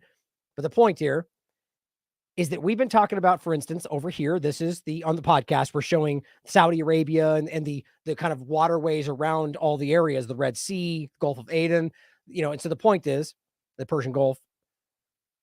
Iran, as they've been saying for how long, was that they need to take over Iran, right? Because they want and are desperate to control the Strait of Hormuz, the Persian Gulf area. Because should Iran shut that down, right, which I think is probably, which ultimately I think is going to be happening, not just from Yemen side of it, but from Iran, if they keep pushing this against Iran, that dramatically hurts their shipping processes, but specifically their oil and whatever else intelligence apparatus, whatever else they would be doing in that regard. And so that's why they've been trying to do that against Iran for a long time. But then all of a sudden they went after Yemen. I argue it was a combination of just control in all this area, but also because should they go to war with these countries, they know Iran will shut down this area. They've already threatened that. So if they can effectively control the Strait of the Bab el-Mandeb Strait over here between Djibouti and Yemen, well, then they could just simply reroute the other way, right? They tried with Oman. Oman didn't play ball. Yemen stood back. They tried to force in their own control. They've been fighting to put in a puppet of power. His name is Hadi, but the people pushed away from. The people wanted the Ansarallah movement. He's been operating out of Riyadh for however long. They still pretend like he's the only. They literally, the group that they pretend is the current government, as Robert writes about, are a bunch of Saudi people with no interest in Yemen at all. The Yemeni people want the Ansarallah movement, which is plainly evident, and yet they just still argue democracy means the guy they want. Shows you how it's everything they do everywhere. They don't care about anything other than their own interests. So the point, they failed to take over Yemen to this point, and I'll make a point about this in a second in regard to even Eli David trying to swing into this, acting like it just shows you how very interconnected this is with what Israel and everybody else is involved in. But then you also have, and you can see the triangle here, the Suez Canal, which, by the way, remember, Egypt was a regime change. As Trump was my favorite dictator, like that's the guy, Sisi was the guy they wanted. But the point is that they failed to control the actual population who is aggressively anti-Israel. And at this point now, because of what Israel's been doing in Gaza, now Egypt and Israel's standing is very different. So all of a sudden, you see how weak they truly are in this situation where they do not have control of pretty much any of these locations, and they're exerting that power now. Yemen is effectively shutting down the traffic that this UK, US, and Israel, which arguably is, you could argue, morally correct based on what's going on. You could argue that they have every legal standing, especially in their own waters, as long as they're not hurting. That's the point he makes in the article as well. They haven't killed anybody. They have taken some attacks on ships, which you could argue, and I did before with Robert, that technically that would be illegal if you can show that they're not in any way connected to military, but I argue Israel's probably utilizing all the things they can. But then the question becomes, why would they follow the law if U.S. and Israel blatantly disregarded it every possible step? Right? Right? We still have to point it out, though, if you want to be accurate. But I think that this is going to explode, and it's going to get worse because the U.S. government is only going to push and do what we just said they do before. They're going to just, what other option? They have force. So they're going to act with force. But realize that Yemen is an occupied territory, just like the other ones we talk about, with Saudi Arabia occupying parts of Yemen and working with the U.S. and UAE and everybody else, which means, same point, they have the right to armed rebellion per international law. That does not change, which means they don't need to be attacked to be able to fight. They're occupied. They have the right to armed rebellion against their occupier. So when the U.S. continues to bomb because they're fighting, the only one in the wrong is the U.S. government and anybody else bombing the occupied. It's important. It says reports from Yemen that Houthis plan to close all 3 waterways if the genocide of Palestine does not stop. And this is what their point is. David Roth Lindbergh expresses their statement here. Oh, wait, hold on. How did that happen? That's weird. It says this is Yemen's message to the EU is reasonable and to the point. This is from today. It says, instead of EU moving to add more fuel to the fire, they should move seriously to stop the crimes of genocide in Gaza. And then we will stop our military operations immediately and automatically. I mean, it's the same thing they're doing with the conversation of the genocide. The Hamas, and we'll get to the end of it today, they've stated very clearly, if we have a full exchange with the ceasefire, this will end. But Israel doesn't want it to end. Well, the point was they'll give all of their hostages back, which is what Israel claims they're trying to accomplish. But as they've also stated, it's only about eradicating Hamas, and clearly that's the only thing, clearly at the expense of the hostages, that they're trying to accomplish. But the truth is about as well as fully settling in Gaza. They currently occupy it, which is the obvious reality. But they're saying in this case, so same thing over there, they're saying, look, if you just help us stop that genocide, we will stop what you're telling us we need to stop. No, why would, especially when everyone in the world, all the international organizations they usually tell you to look at, are all aware of what's going on. The only groups that seem to be stopping it are the US, Israel, Canada. Would you not give into this? There's something else going on here. It's not just about being right. Clearly, there's moving factors here from Israel's influence. I'm not sure. But it seems pretty simple, right? Until they just keep going. Now, it says, Ansar Allah Political Bureau member, his name is Mohammed al-Bukaidi. My message to the European Union countries regarding their possible participation in a military mission in the Red Sea. The exceptional state of stability and security that Europe experienced after World War II is a result of the moral values that prevailed in its society at the internal level. However, this moral system began to weaken as a result of the participation of some European countries in the immoral wars that America fought outside its borders. We are now seeing its effects in the rise of extreme right. We are now seeing its effects in the rise of the extreme right and the war in Ukraine. So he's talking about in Ukraine, I would argue. European societies must realize that moral and human values are fixed and do not change according to the nationality and religion of a person, and their treatment of them with extreme selectivity that amounts to schizophrenia will expand the scope of wars in the world, which will expand to Europe. There are genocidal crimes committed every day in Gaza, the majority of whose victims are women and children, in full view of the world, and all countries must take serious action to stop them. Unfortunately, the movement of some countries with their fleets in support of the perpetrators of genocide and the silence of others is what prompted us to take unilateral military action to stop it. I mean, guys, it's pretty hard not to see how honest that is. I'm not saying that they are being honest. Who knows what their true intentions are? But if that is the case, who can deny that? And quite frankly, I do believe that's what they're doing. But it says, because we had no choice but to do so. We only target, and the only reason people would push back on acting like this is not their true intention is because you somehow have bought into the narrative that they're all a bunch of terrorist supporters of whatever else the narrative was that was spun for you from Israel, the United States, which I don't think is even remotely accurate. Now, with Hamas, there's a different story there, especially because of the funding that came from Israel and the reason they were using them, the fact that they were trying to mobilize the most extreme elements to use against the people that wouldn't go along with their narrative all over the world. But this is quite different. This is a popular movement that this is the same as a Hezbollah discussion. They call them terrorists because they just don't like that they're pushing back. Now, I guarantee they've done things we wouldn't agree with. I could point to 100 million things the U.S. government's done that I don't agree with. The point is, they're not what they say they are. They are a popular group supported by their own peoples that are more so an apparatus of the state than anything else, like a military. But it says, unfortunately, the movement of some countries with their fleets to support this. Oh, yeah, right. This is, we only target ships linked to Israel, not with the aim of seizing them or sinking them, opposite of what you get from the other side, but with the aim of changing their course to increase the economic cost to Israel, which, by the way, has been huge since this, as a pressure card to stop its crimes in Gaza and allow the entry. So basically, I wouldn't call it nonviolent because they're using violence, but not mortally. And what does the U.S. do in response? Murders people. Indiscriminate bombing for the most part, which is clear. Then it goes on to say, and allow the entry of food, medicine, and fuel to its besieged residents. This is a legitimate act, especially since we are in a state of war with it. If the crews of those ships had responded to the instructions of our naval forces, they would not have been detained or bombed. It says the steadfastness of the Palestinian people and the military operations of Yemen and Hezbollah against Israel were sufficient to pressure it to stop its crimes. but the American and British support for it, which reached the point of launching an aggression against Yemen, created the conditions for it to continue committing more crimes and expanded the scope of the conflict. It's really important. What they're arguing is, and they're right, if the US and UK didn't do anything, this would have ended rapidly because they were not being able to bring in anything they needed. And the US, it still arguably hasn't stopped. They haven't got what they need yet.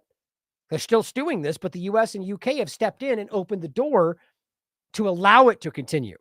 They are culpable in this genocide more than specifically the US and the UK, which I'll get to in a second. I think I've got it coming up. Well, the genocide, the ICJ, they argue they're going to bring in the US and the UK, which I argue they're going to threaten them like they have before.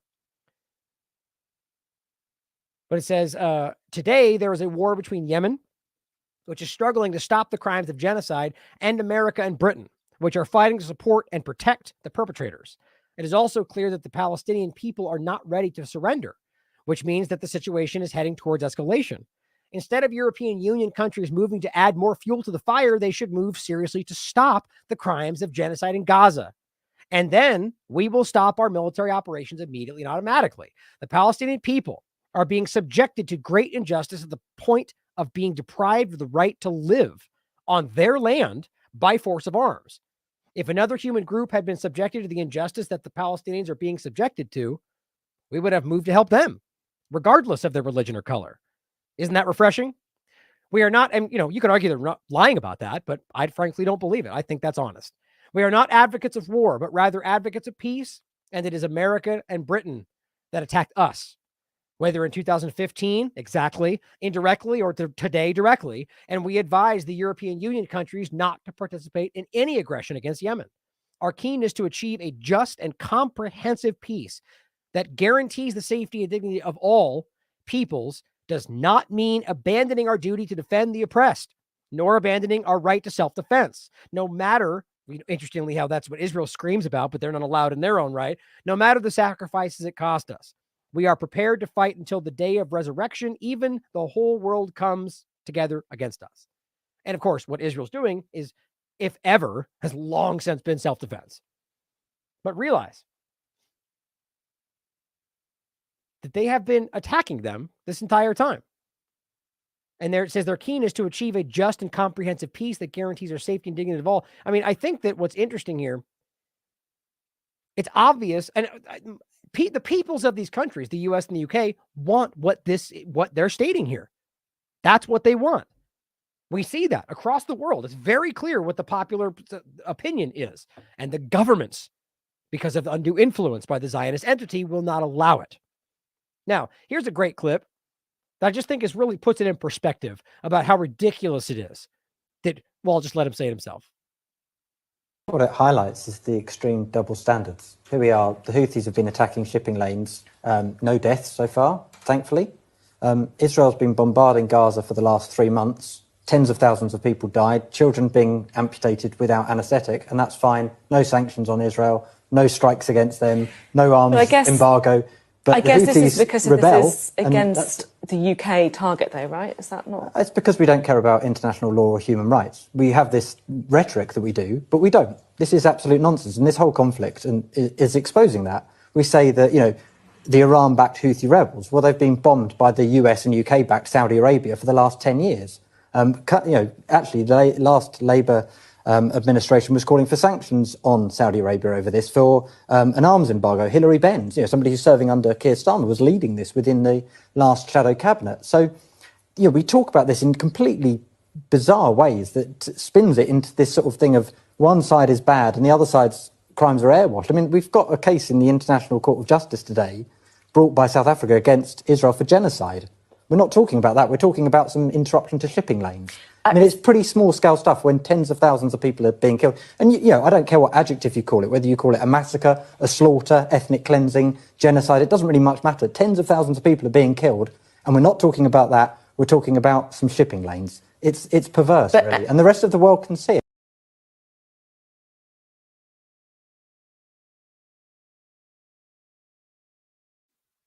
I mean, it really is hard not to. I mean, how can you not see that? It's just so, shipping lanes are important, obviously.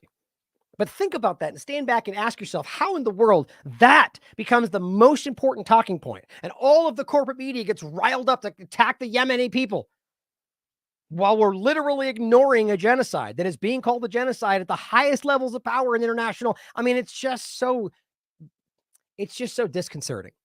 And I really think people are, but at the same time, which, by the way, is one of the reasons they have been acting in resistance for so long, is that finally it has grabbed the attention of the world.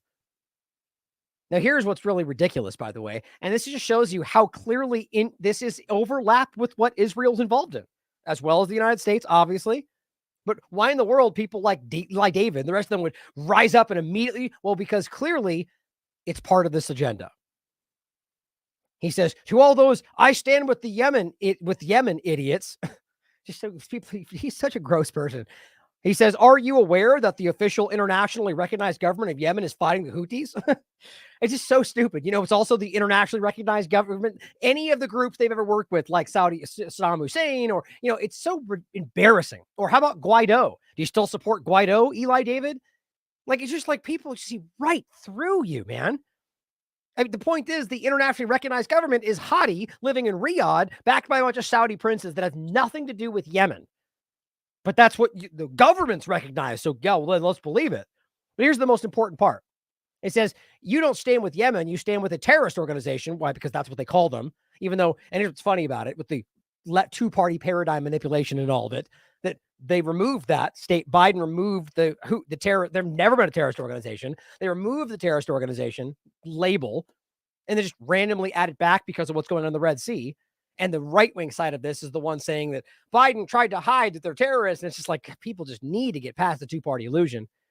But he says, you stand with a terrorist organization that has murdered over 100,000 Yemeni civilians. Can you believe how dumb that is? Or so now you're literally arguing that the number of dead that is being attributed everywhere you look to the starvation campaign, to the siege, to the attack on their food, to the attack on the port, which is where 90% of what they need comes through. That's what's killing people. Everybody in the world's been screaming about that, other than the governments that should do something about it. And he blames that on the Houthis, on the Ansarullah movement that's been fighting for them. And here's the best part. He shows you this ridiculously wrong map that I can't see. Oh, I remember I did find it. Of course, it's on Wikipedia. It's wrong. Here's what it says. Houthi-backed rebels, Iran-backed at war with Iran-backed. It's just such stupid. They support them. They're ideologically aligned. And then he says, ISIS, Al-Qaeda, right here, that tiny little spot, really? Republic of Yemen, internationally recognized. And he's trying to look at them working with the bad guys. Well, you want to see what the actual map is? And you know this if you watch this show, because I've been pointing this out since, almost 10 years. Here's the actual map as of right now. Guess what? Here, you have red is the Houthis. That's all this over here. You got green and black. This is essentially the Al-Qaeda on the Arabian Peninsula. And then you got the Islamic State. Well, where's the green? Oh, dang it. Let's look. Dang it. Sorry, guys. I got my thing in the wrong spot. There we go. Well, look at that. If you remove that, I'll remove that bomb so you can't see. You can see it there. I'll zoom in more. Okay, look. Sorry, guys. The green, which is Al-Qaeda. There we go. Dang it. There we go. Green up here for those on the podcast, and then green down here. That's Al-Qaeda, right? And then the purple is Saudi coalition, backed by Hadi, who is the fake president. Do you see that that's not connected to the Houthis at all? Do you see that there's these two gigantic pockets of ISIS and Al-Qaeda that have never changed and in fact have gotten bigger since Saudi Arabia has taken control of these areas? Again, if you zoom in right here, there's a Saudi block of people and control between Al-Qaeda and the Houthis. And what does that show you? I shouldn't need to explain it, that the people supporting the Al-Qaeda elements are the U.S. factions supporting this whole thing. And here he has to come out with a fake map that lies about it to make you think that it's somehow that the red is the only part up there. They're not connected to this ISIS part. He's lying to you. Or just blindly taking Wikipedia incorrect information. This is real-time maps, and I've been showing you this since the beginning. They're working with the bad guys. That's like they armed the Azov movement, just like they armed the Hamas elements. And people like this are just as disgustingly stupid and wrong because they just toe the line for whatever the narrative is. So let's talk about Iraq and Syria. Because as I understand it, they bombed again today in Iraq. And they're bombing parts, well, I guess it's sort of the Kateb Hezbollah, which is, they say now formerly part of the PMU, but it's the PMU group we're talking about, which, by the way, is part of the Iraqi military, which is armed by the weapons that U.S. gives Iraq. It's really dumb. But here's the point. This is actually from the 15th. So this is what, didn't start, but earlier point. Here she goes, here's what just happened on the 15th and before. The Revolutionary Guard in Iran their military launched several missile attacks tonight on the 15th on specific targets, Iraq and Syria. According to their statements, targets were 1, terrorist groups responsible for the bombing of civilians in early January in Kerman, which I believe was the Soleimani ceremony, and Iran, and 2, a Mossad headquarters in Iraq. The Iraqi Kurdistan, which is the area they tried to carve out using the Kurds that the U.S. government's manipulating, right? Believed to be, well, actually, I take that back. I'm thinking Syria. Either way, the point is the Kurds working with Iraq, or with the Western entities, and that's why I argue that they're centered there, believed to be responsible for the assassination of key Axis figures, Mossad. So first of all, we've told you this a long time ago. In Iraq and Syria, Israel's operating freely in there, which is illegal in violation of their sovereignty of Iraq and Syria, that neither of them want that. And they're using U.S. passports to do it. We had an entire show about this. So the U.S. is completely facilitating the Israeli apparatus doing whatever it wants. But it says this is very smart for a variety of reasons. And I'm going to show you there's more to it and who they bombed and why. But it says Iran flexed its muscle on the 15th, reminding detractors that it was never out of the game. And this is the kind of restraint that you just do not see from the Western powers and tactical action. What you see is Biden and the UK clumsily bombing and killing people all over a very impoverished country because they have to make it look like they're powerful. And guess what? It still didn't stop what they were doing.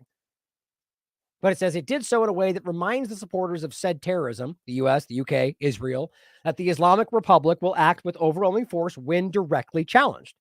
Importantly, Iran did not enter or expand the regional war, which is what everything the U.S. and Israel are doing is striving to accomplish. It drew a deterrence line for its enemies and warned against unchecked military escalation in its neighborhood. The U.S. announced today on the 15th that it would send 1,500 more troops to both Iraq and Syria illegally, without consent from either state, right? Because they don't care about sovereignty and they're both being illegally occupied. This is the important thing to understand. And it gets even more important when we come to the point that Iraq is, again, saying, we need you to leave. And they don't care. But they care about their sovereignty. We've heard that before. It says Iran behaved as a sovereign state tonight, something the U.S. hates to see anywhere. It defended its territorial integrity, punished terrorism, and flexed just enough muscle to warn off aggressors. Nicely played. I flatly agree. But here's where it gets interesting. This is about the launch we're talking about of Iran strikes in Iraq after the U.S. action. It says, and Israeli action, and the assassination, the bombing, and everything from before that. It says Iran said on Monday, this is before the 15th. This was posted on the 15th. Iran said on Monday that its forces launched ballistic missile strikes on Iraq and Syria that they said targeted spy headquarters and the gathering of anti-Iranian terrorist groups. Very interesting. Now, I believe that means an overlap of Mossad intelligence and ISIS members that they're cultivating. It says Iran's Islamic Revolutionary Guard Corps said the strikes in Syria targeted ISIS members who were involved in the recent bombing in Kerman. It killed 94 people, right? And don't forget, we just talked about this. I laughed out loud about this on January 5th. It said, I wrote, this is the article where ISIS claims responsibility. And the way they did so, Freddie Pontone broke down in a way that pretty much reveals that it's very uncharacteristic in the words they used and what they said. So it might very well just be Mossad. which, by the way, is kind of a moot point. But it says, how many times exactly do we need to see ISIS attack the enemies of Israel at the peak of hostile rhetoric before we truly understand what we're seeing? And then, of course, the video down here is an old report from, what was it, C-SPAN, where they're discussing this exact point, which is a very real thing, that the Israeli Secret Intelligence Service is what they call themselves. Not publicly, but it's on the record. That stands for ISIS. So it's maybe too clumsy and simple for some people, but or it could just be exactly what's happening. Either way, I think it's hilarious that they jump up and they attack the enemies of Israel when in every possible way who they tend to attack doesn't even, anyway, the point is, obviously, Iran has been the one fighting ISIS more than anybody. And that's largely why I think that they're all aimed to get, it just shows you when the alignment of the agenda goes against them, when they're all working together, it's a cohesive side. You can see it. And then they bomb these areas and they say they bombed Mossad locations and ISIS locations. Then they're talking about the same thing. The international, so right there, it seems like they're openly accusing them of being ISIS or working with them. The Revolutionary Guard said the strikes in Iraq targeted, quote, the espionage headquarters of Israel's Mossad in Iraq, in Erbil. Multiple missile strikes were reported in Erbil near the U.S. consulate, but there's no indication the facility was hit. And then the U.S. basically just denied it or said there's no impact. Now it says the strikes come about a month and a half after Israel killed a senior Revolutionary Guard official in Syria. On top of that, on March 2022, Iran launched strikes in Erbil after an Israeli attack on a drone facility in Kermanshah, Iran. At the time, senior U.S. officials told the New York Times that the building Iran targeted did, they admitted, serve as an Israeli intelligence outpost and training facility. There's no reason in any sense that should make sense. And here's what this is the Tasnim news agency, Tasnim news agency. They pointed this out, or this is what they stated. This is from the Revolutionary Guard. They said, in response to the recent terrorist crimes of the enemies of the Islamic Iran, the spy headquarters and the gathering of anti-Iranian terrorist groups in part of the region were targeted. So that's what they're stating as well. And then, of course, on the same day, almost like it was planned, which they said before, New Jersey National Guard prepares to deploy to Iraq and Syria. That's the 1,500 troops. So we're right back to sending troops. By the way, remember when I told you that we never actually left Syria? It's not that we need me to tell you that. Openly still stealing wheat, oil. But the point that Trump, remember that time when they told you, oh, we left Syria, didn't you hear? Trump said so. It's just so embarrassing that people just blindly go along with this and we don't look back and go, oh, so I shouldn't trust him now. No, we'll just trust the next thing he says and shout at me when I tell you he's wrong. They're still there. They never left. They're still illegally occupying both these countries because it's not about anything other than control at the expense of everything. And now we're sending more Americans from New Jersey to continue to occupy the area. And when they get bombed by whoever's bombing in response, the point is that's the U.S. government that's responsible because they're illegally occupying these areas. You're bringing troops in and making them military targets in a place where you're in the wrong in every sense of the law. There's not even congressional approval. Realize that this was a mission creep from the original deployment. Okay, now this is the report from today. This says the biggest attack on U.S. military base in years. The U.S. military base of Ain al-Assad in Iraq was hit by 17 rockets and smoke is coming out of the base. Thank you to We Are Hearts. She's been sharing a lot of good stuff with me. Now, the point is, guys, this is going to continue. And every time they act with military action, which, by the way, is legally an act of armed rebellion under the international law per the Fourth Geneva Convention, because they're in occupied territory. So you're going to continue to see these attacks. You're going to continue to see them acting in response or acting in general. And every time the U.S. government is going to say that it is a crime, they're going to say, well, give me 1 second.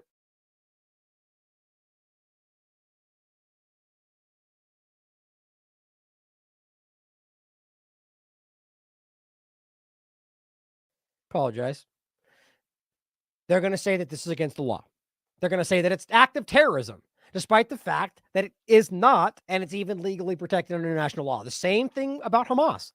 Now, that doesn't mean that people that commit crimes in that regard wouldn't still be crimes, right? Like, so when Hamas legally acted with armed rebellion against Israel, which is, it doesn't matter what you think about them, it is protected under international law as an occupied territory, which is one of the main reasons they push so hard against deceiving you that it's an occupied territory. It still is.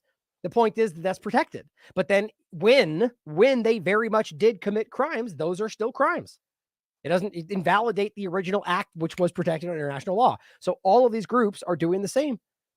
And the only one in the wrong here is the U.S. government and Israel and anybody else supporting these illegal actions. Now, the point here, this is from yesterday. Iraq's leader want U.S. troops out, but there's no timeline in place. It's not just no timeline. They don't care. I mean, look, I'll just go show you this first. We remember we just talked about this. This was in 2020. Iraqi parliament votes to expel U.S. troops. Trump threatens sanctions. That's that's the one thing I loved about Trump. He just was right on the surface. We're taking the oil. Oh yeah, you want us out? We're going to threaten you. It's like at the very least, he took the mask off. You can see what they really are, which is probably one of the reasons they hate him so much. But nonetheless, he still achieved their agendas. The point is, they voted for them to leave. They didn't care. They just said, well, we're gonna stay, but we respect your sovereignty. You can't pretend you respect their sovereignty when you literally ignore the fact that they don't want you there anymore and you're there illegally in the first place.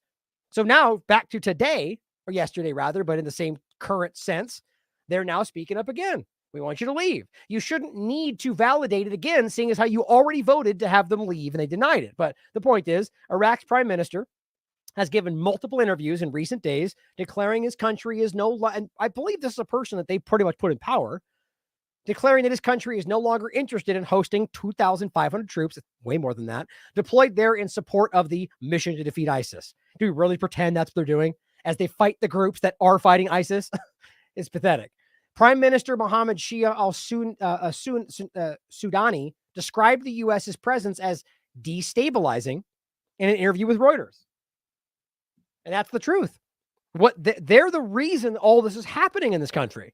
Not because of other terrorist acts that would happen without them being there. Their presence is the fact of why. And it's not because they're fighting, they hate their freedom.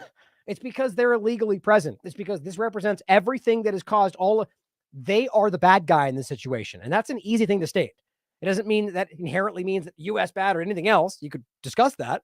The point is that what they're doing in this sense makes them the one in the wrong. That's the best way to put it. Get away from the childish good guy, bad guy sentiment. Now it says, quote, and this is what they said in response. Get ready to laugh. We value Iraq as a partner. We'll continue to consult closely with them. At this time, I'm not aware of any official request by the government of Iraq for DoD forces to depart. I'll just leave it at that. It already happened. And are we going to pretend that if they should the parliament vote again, that you're going to leave? Hardly. You already made it clear. So all this is that he's walking around going, we want them to leave. You already voted for them to leave 4 years ago. The point is, we like them and we'll consult with them. Is that it? Oh, so you don't care. Got it. You respect their sovereignty, though. So now the U.S. strikes again. U.S. forces strike the Kataib Hezbollah, which was part of the PMU or formerly, after these attacks. Now explain this for me. This is what's so crazy, and this is what seems to, because the point is, it's really about demonstrating, making a statement, whether or not it achieves anything. The PMU or Kataib Hezbollah is not Iran. Quite frankly, they're not even, I would argue, controlled by Iran. This would be like the U.S. This would be like the U.S. government attacking. Let's just use this example. Let's say the U.S. government attacks Iraq, right? And then the PMU bombs the UK. Does that make sense? Well, they say, well, that's the U.S.-backed UK. Would that make sense to anybody? You could literally make an argument that the UK is backed by the United States, but the point is that you can't just pretend that it is the same thing and then bomb these locations. In this sense, the PMU, I argue, isn't Iran. They're just associated. Same thing you could argue for the UK. They just would bomb the foreign country that they're working with, or Germany, or any other country. And they go, well, they're the same thing. Well, from a legal perspective, that's absurd. Even if they were connected, it would still not be. Anyway, you get the point. So here they're bombing, and they're telling you they're bombing the PMU or Kata'ib Hezbollah, which is a group that is part of the Iraqi military of the location they currently control. So in the same sense that Israel's bombing the Palestinians and that violates their occupation, or they have an obligation to protect the civilians, they're doing the same thing here because they are killing civilians when these happen in most cases. So in any case, they bombed a part of the Iraqi military because Iran bombed the locations that they're near, which were actually illegal locations controlled by Israel. That's how backward and ridiculous this is. Now, we'll follow up on this. I guarantee it's only going to get more ridiculous unless they acknowledge what they're doing is wrong, which I find hard to believe. So it's going to come down to the other actions, like the entities in Europe, other groups that are usually on their side, to just finally recognize politically this is a disaster and stop them however they can. But on top of that, Israel's desperate to swing this into just about any, they're trying to draw in the U.S. even more. They're trying to make this a multi-front war so everybody forgets about what they just did and are continuing to do. That's what I argue, my opinion. But this is the Sprinter shared this, the IDF chief of staff telling his soldiers in the north to prepare for war with Lebanon. And why is Lebanon actively trying to achieve? Well, first of all, they're occupying parts of Lebanon. So quite frankly, again, they have a legal right to fight for those things, whether or not they're attacked. But the point is, this all started after they were committing genocide in Gaza. And so what they're saying is because they're actively fighting, and by the way, they've already bombed in Lebanon. They've been attacking them. Israeli bombs have hit in Lebanon and even killed a Reuters journalist. But they're saying we're going to go to war with Lebanon, which, by the way, Israel by itself will be destroyed in this, obviously. So they're desperate to make this something bigger. The goal is to return 230,000 settlers who fled Hezbollah attacks. Right? They want these settlers who are in illegally occupied territory to be able to go back to their illegally occupied territory. Anyway, Lebanon, Iraq, Syria, Iran, Yemen. I mean, it's like they're desperately, seemingly trying to make this happen. And here's Syria. This is from today. Iran's news agency, Mir news agency, reports that 2 senior advisors in the Revolutionary Guards have been killed as an Israeli strike on Al-Mazaya neighborhood in the Syrian capital, Damascus, in the civilian-populated capital of Damascus. And apparently they killed parts of their military. Now, why is that a legal strike? Like, this would be, again, trying to make an analogy about this. So if you're arguing you're at war with Iran, which, by the way, you have never declared that, there is a legal process to this, but you're saying, oh, this is part of their military, right? We're going to bomb a civilian location. Well, by that logic, if there is Israeli Mossad or just like Israeli government connected entities, or even just IDF members, which we know overlaps, there's a member of Congress in the U.S. that's an IDF member. Remember, he showed up in his uniform. So by that logic, Iran could bomb wherever he is, anywhere in the United States, and claim, oh, bad guy. It's his fault. Human shields. Do you see how rapidly their narrative is disintegrating, even to people that are following it? They can't get away with stuff like this, and they have been for a really long time. You can't just scream Iran bad guy. Iran's allowed to be in Syria. You're bombing civilian locations, just like when they bombed Soleimani, Trump, and Israel in a airport under a guise of diplomacy. Now, let's see what we'll get into. We're at 2 hours. We're looking pretty good to finish with the mostly focused on Israel. Now, this is actually pretty crazy to me, talking about the free speech platform, right? Here's his account right here. Solomon Ahmad, whose account is still present, but apparently he's locked out, is gotten huge. 356,000 followers. Khaleesi points out Twitter has suspended him. Here's the actual email they sent him. He's locked out of his account. Gee, I wonder why. I think I know why. I'll show you next. But he's been locked out. No reason. Just totally unacceptable. I agree. He's one of the biggest pro-Palestinian accounts on Twitter, which, by the way, you can see all these pro-Israel accounts that have exploded like multi-million followers. Now has no access to his account. And she goes, please look into it. They always try to petition the censor. I don't get it. Just called him out. In any case, he's locked out. And let me show you why I think this is. Other than the obvious, to stop people that are showing you genocide that's taking place. Oh, someone online, Orwell saying now he's back, maybe. But in any case, it's the fact that it even happened. Let me show you what I think. So here, he shares this. Israeli professor threatened to eliminate South African legal team, showing you the kind of mindset we're dealing with here. He wrote, I expect traffic accidents to occur in The Hague. This is normal, an act of God. Think about how crazy that is. That is a threat. That's not even veiled. It's obvious what you're saying, that you might kill them in their own, and it'll be a traffic accident. Who would know, right? Sometimes submarines don't come back up. How do we know why? Remember that clip? It's that's the way they think, right? And he just goes, what is this? Now, this is after this. He got locked out after this happened. I don't know if it's why. Let me show. First of all, I had this up. I found it. Took me forever. And then he deleted it. Now you can see it says down here. Oh, I did the wrong one right here. Been deleted, right? So that means the owner of this account chose to remove it, which tells you, I think they know we're paying attention.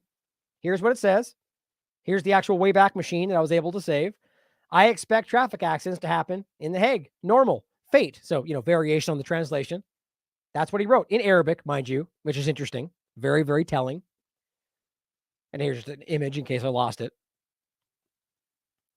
Here is his account. Here's what his account says, just so you know who he is. Lecturer in political science at the Hebrew University of Jerusalem and delegate, that's the important part, to the Labor Party Conference, professor in political science at the Hebrew University in Jerusalem and a member of the Central Committee of the Labor Party. So he's government connected. He's not just a person at a college, university. He is tangential to the government, if not part of it, part of the Labor Party. I think that's important. Right? So understand that he openly threatened the lives of people in The Hague for investigating their genocide. That is sociopathic. And just one other thing he pointed out, by the way. He said the demilitarized Gaza Strip is permissible for them. Demilitarized meaning both combination of getting whatever military, control over Hamas, whatever they claim that goal is, but also, as they very plainly stated, what's the term they used? They need to de-radicalize them, right? So like exactly what you're seeing with China and the Uyghurs, but they don't care if it happens to Palestinians, right? Who cares over here? That's what he's saying. So demilitarized, that whole process is permissible for them, and the West Bank is for us. So now suddenly the West Bank is just now going to be part of Israel proper, one step at a time, right? All at the same time, quite frankly. But this is just his opinion. But that's internationally illegal from every single standpoint. Nobody is okay with that. And Jordan has said that would be an act of war on top of many acts of war. I just want to show you the mindset of these people. And if we point out they're going to do that, you get called an racist, a bigot, an anti-Semite, even though it's plainly stated. Now, let's finish with some important stuff about what's going on here. Danielle Modas this was from today. Satellite, I just find this to be shocking. Satellite images of Rafah revealed the displacement of over 1 million Palestinians into camps due to the ongoing war. Look at this image, guys. So here's what it was before. That's the Rafah crossing, the Rafah area in general. Here's what it looks like now. Holy God, look at that. Just jammed in there. Think about that. Think about the town you live in, and every single person in that town being forced at gunpoint to rush away, leaving all their belongings in a dirt area here in the middle of, whatever, Texas, Utah, being jammed into an area where you don't have food, no water. You're being bombed as you're there. And somehow this is acceptable because, there's bad guys around. I mean, it's just so incredible that they've even gotten away with this narrative. That's what's currently happening. James Z.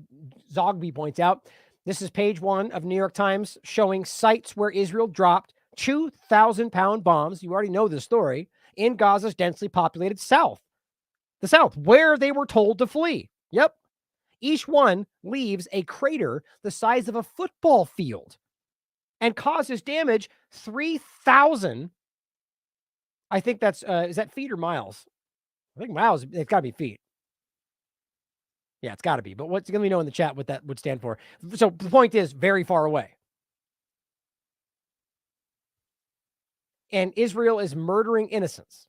It says, and when Israel says they're taking precautions to protect civilians, it's a bold-faced lie. We know that. Their own AI program has made that clear. Their own IDF members have made that clear. The killing of their own hostages have made that clear. It says it's bound and intended to kill everyone within its wide reach. And by the way, we've given them these bombs. That's the important part. The U.S. government is the one that gave them these. And this is the New York Times investigation being cited by Haaretz. Israel used the most destructive bombs in areas designated as safe. That's U.S. government-provided munitions. They're called dumb bombs. As they say, they're pinpoint targeting areas. I mean, it's just all so blatantly, transparently dishonest, lies, manipulative. So what they're showing you in this image is just where they're bombing. And these are areas where they told them to go. And these are 2,000-pound bombs that have a huge, feet, 3,000 feet. So the point is you can bomb a location, but you're bombing in the areas at the very least adjacent to the areas where people are told to go. So 3,000 feet away, you're going to kill some innocent people. They know this. It's just it's just upsetting. And on top of that, as The Intercept writes, on the 11th, Biden admin deployed Air Force teams to Israel to assist them with targets. So not only are they giving them these huge bombs, they're literally helping them kill civilians. And here, one of these, this is, again, weirdly enough, the government spokesperson for that one day, I guess forever, just really trying to cement that as what they want you to think it is. And, damn well would have been had they not completely shifted to genocide, which eclipsed everything they ever could have talked about. He says, well, first of all, Amnesty International puts this out. There's no mention of anybody. It just says civilians must be protected. Always. Right? Nowhere in there does that say only Israel or anybody in particular. And the fact that he had to respond to this, it says everything. It means he believes, which is what a guilty mind would do, that they're aiming this at them. But it's clearly about everybody. He simply says, from Hamas. Are you kidding me? Like, you guys are so bad at this. I can't even believe you guys haven't been exposed before this. And I said, from everyone who might hurt them, which, by the way, includes Hamas, but most obviously includes the Israeli government, since you've been deliberately killing your own hostages from day one. And it is self-evident that you have been out to destroy Palestinian society. You are a transparent villain. From Hamas. I mean, my God, it's just so clear. And here's what somebody else pointed out in the same response from Hamas. He goes, don't look like a Hamas to me, mate. This is just another supporter who writes publicly, flatten everything. Spare no school, no children's hospital, no old age home, delete their entire gene pool off the face of the earth. But only Hamas though, right? Mohammed Safa shares something horrifying that kind of overlaps again with the kind of bombs they're using. Which is, he said, if you're wondering why some of the dead children in Gaza have no visible injuries or covered in blood, who look like they're sleeping, it's because Israel killed them with thermobaric bombs. We've talked about this. These bombs suck oxygen out from the air to trigger high temperature explosions. The explosive pressure is so strong that it quite literally sucks the air out of the children's lungs and causes them to internally explode. Now, this is on the peripheral of the explosion. Terrifying. How in the world can you expect that to be used in the most densely civilian populated area on the planet and not, it's designed to hurt, guys. Same with their butterfly bullets and everything else they use that is designed to cause punishment. Like this. Video shows aftermath of a summary execution of 15 men in a Gaza apartment. They are just openly assassinating people at this point. Eunice Terwai points out Gaza Israeli soldiers on TikTok published documentation showing them bombing unarmed civilians walking in the middle of the street. Credit Israeli soldier on TikTok. It's everywhere. They're proudly showing them destroying buildings while they're eating popsicles. Like, it's just so blatant and evident. Or we just talked about this, how Israel killed Palestinians waiting for food trucks in northern Gaza. Literally, when the very few amount of basically these people are starving to death. Not even basically, it's real. Every internet, Amnesty, Human Rights Watch, they're screaming about it.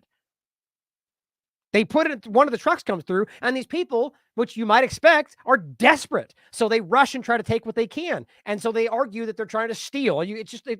Or whatever their argument was. They shot the innocent people trying to eat and get fed while they're starving because of what they're doing. It just pains me. And on top of that, there was another part here. Hold on. It was, I figured this goes better right here. Right here. Next one. So this is important, right? So we know that they're doing this, but they've lied about it. Egypt has called them out repeatedly for their blocking aid, and they blame it on Hamas. It's hilarious and it's insulting. But Mohammed Shihada points out something important. Senior Hamas figure, Qatar sending medicine to Gaza. Some will go to the hostages, right? It says Qatar. Now, whether they allow this to happen is a different question. This is the 13th. Qatar just brokered a deal, which, by the way, again, they're literally housing in offices the leadership of Hamas that Israel said they're going to give a pass to, at least right now, and are allowing them to mediate. I just don't know how that doesn't show you that they're desperately trying to maintain that controlled entity. Probably not the body, right? The Hamas entity is now fighting for Palestinian resistance, but these are the ones they've been funding. That's why they're so rich. They love to make it out to be aid coming through. But no, these people are millionaires and billionaires. They're getting money from the Israeli. Basically, it's Israel funneling a lot of that and whatever else into their arms. Anyway, the point is, Qatar brokered a deal where Israel would allow more medicine than the sliver they're giving to go into Gaza in return for giving some of it to the Israeli captives. The ones they're trying to kill, it seems. But it says this is so important to think about, which is the clearest admission that Israel has obviously been obstructing the flow of medicine for 100 days while children in amputations without anesthesia. If you can suddenly agree to the deal and allow more to come in, then you've obviously been suppressing it. I mean, it's just so, again, it's so self-evident. Now, talking about the civilians, right? And what they're clearly doing to civilians, and the idea that he's saying civilians must be protected from Hamas. Well, no. Well, I mean, yes, but from everybody who might want to hurt them. But let's talk about some of those civilians. How about a civilian in Israel? An Israeli history teacher who has been held in solitary confinement and has lost his job. Why? For posting concerns for civilian deaths in Gaza. Not Hamas, not resistance, the civilians that they also claim they're fighting for, right? Israel calls itself a democracy, the only democracy in the Middle East. This guy's a teacher who's lost his job and has been held in prison because he says he cares about civilians in Gaza. Doesn't that show you what their intentions are? I think more than enough today. Now, this is an important part of this. Dan Cohen shared this. No U.S. media outlets are reporting this massive scandal that Israel killed a captive soldier, yet another one. The 3 point-blank shot, 15 minutes after the other two. That's obvious. But there's Israeli hostages coming home that say they watched bombs that Israel fired, kill their own people. I mean, it's so obvious. That's not even to get into the Hannibal Directive that's been admitted to by 3 different people in their government and the people on the ground who admitted shooting with the helicopters to kill people or shooting the tanks that killed their own people. Or Yasmin Port, I believe, who came out and said she watched them kill people. Or the head of the Kibbutz Be'ereh, who said they watched them kill civilians. Every one of these are on the record. The point is, here's another one. This is even more crazy, though. No U.S. outlets reporting it. Israel killed a captive soldier with poison gas, which shows you they're using poison gas in civilian areas, and then lied to his family about it to blame Hamas. Only Israeli media is covering it. Here's the article itself. IDF fails to confirm Gaza's hostage's cause of death. Mother claims poisoning. The mother of the slain hostage, who is an IDF member, accused the IDF of poisoning her son to death inside of a tunnel, which is exactly what we're talking about. They're bombing and they're doing all this stuff after the guy going after Hamas when they know these people are being held in these areas. At the very least, you have to argue they do not care about them. At worst, you have to think they're trying to kill them. But only Israeli media. Isn't that interesting? New York Times, Washington Post, CNN, every one of them. The rest of them are covering it up so they don't embarrass the Israeli government. Those are the same outlets that promoted the beheaded babies, mass rape lies. The media is part of the Zionist death cult, he says. Now here he posts this. Here's what it says. The Israeli military killed captive soldier Ron Sherman with poison gas, according to his mother. A captive Israeli soldier whose body was recovered from a tunnel in Jabalia refugee camp. Like, think about that when they bombed that first one, right? I mean, he could have just easily been killed then by Israeli forces in December. Writes on Facebook that her son was killed by Israeli military poison gas, not by Hamas. The results of the investigation. Ron was indeed murdered, not by Hamas, she writes. Think more in the direction of Auschwitz in the showers, but without Nazis and without Hamas as the cause. Not an accidental shooting, not friendly fire, premeditated murder. That's his mother saying this. An Israeli Jew in Israel. You get the point, guys. You can read what she wrote.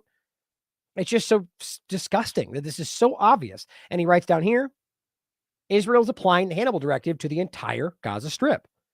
And there's a good 3-minute video just showing you. It's very obvious.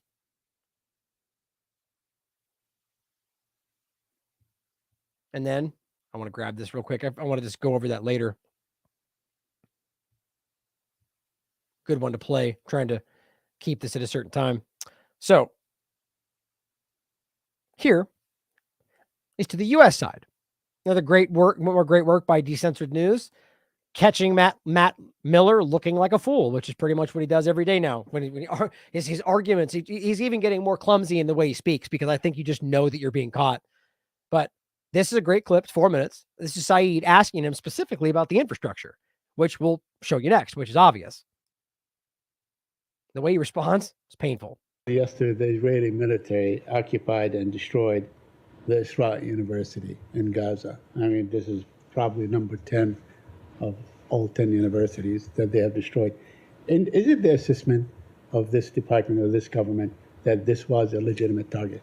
So I can't speak to this individual action. I don't have independent information to verify that, but I can say that we continue to urge Israel to avoid damage to critical infrastructure. That would, of course, include universities, and to ensure the protection of humanitarian and medical sites. That has been something we have urged from the outset of this conflict. It is very difficult, and again, I'm not talking about this particular site because I don't have information about this particular site, but it is always difficult when you see Hamas use those civilian sites to hide its fighters, to launch attacks on Israel. But I mean, he's about to say it right now, but my God, I mean, think about the shamelessness of just every single time just asserting something. Like, think about the claim that he goes, we don't know, we haven't investigated, we don't know, we have to look at every bombing, and then reflexively stating that Hamas uses them as human shields in that location without any evidence or even investigation to prove that. I mean, not even Israel stated that. They just did this. No one's even paying attention right now. Not to they're bombing hospitals and things all over the place now. No one's even questioning it, because the floated narrative is, well, Hamas was there. They don't even need to say it anymore because Matt Miller says it for them. But think about the absurdity of claiming you can't speak on this bombing because, well, we didn't investigate the explicit bombing itself, but then somehow knowing that it was done because Hamas was there. I mean, this is why he probably is so uncomfortable, assuming he even cares, which maybe he doesn't, because, I mean, I think even a sociopath is uncomfortable with the fact that we can see right through him. Everybody sitting there is like, come on, dude, you're so ridiculous. We know what you're doing. We know it's obvious. We know you know too, but we'll go through this little song and dance, this dog and pony show. It's just so effing frustrating. Use those civilian sites to hide its fighters, to launch attacks on Israel. But there seems to be no evidence that there were any fighters, in fact, any presence of any kind of military presence in the university itself. I mean, you keep saying that you want Israel not to destroy the infrastructure. Yet we have seen almost the total destruction of all infrastructure, including schools, hospitals, roads, cemeteries. They just, they excavated a cemetery, for instance, and took bodies. I mean, this is not exactly tell us in any way that the government of Israel is really paying heed to what you tell them, in any way, by any measure. They're not listening to you. So we have seen them take some steps to add civilian infrastructure to deconfliction sites. I mean, just think about the response. And yet they continue to, I mean, I guess I'm jumping Saeed's point anyway. It's just like, does anybody actually buy these people? Like, literally anybody. Like, I know people will go along with it because their narrative suggests, like, Eli David will agree with whatever he says because obviously that's what he's going to do. But I just don't, how can any logical person watch this and see what they're doing and look at them state what they're doing, look at them covering, laughing about it, and individual statements complain, I mean, all of it, and then take this at face value? I mean, we are in clown world like I've never seen before today. There are other things that we have urged them to do that we want them to do better on. It is an ongoing conversation between our two governments, and something that the Secretary spoke directly with the leadership of Israel in his trip last week.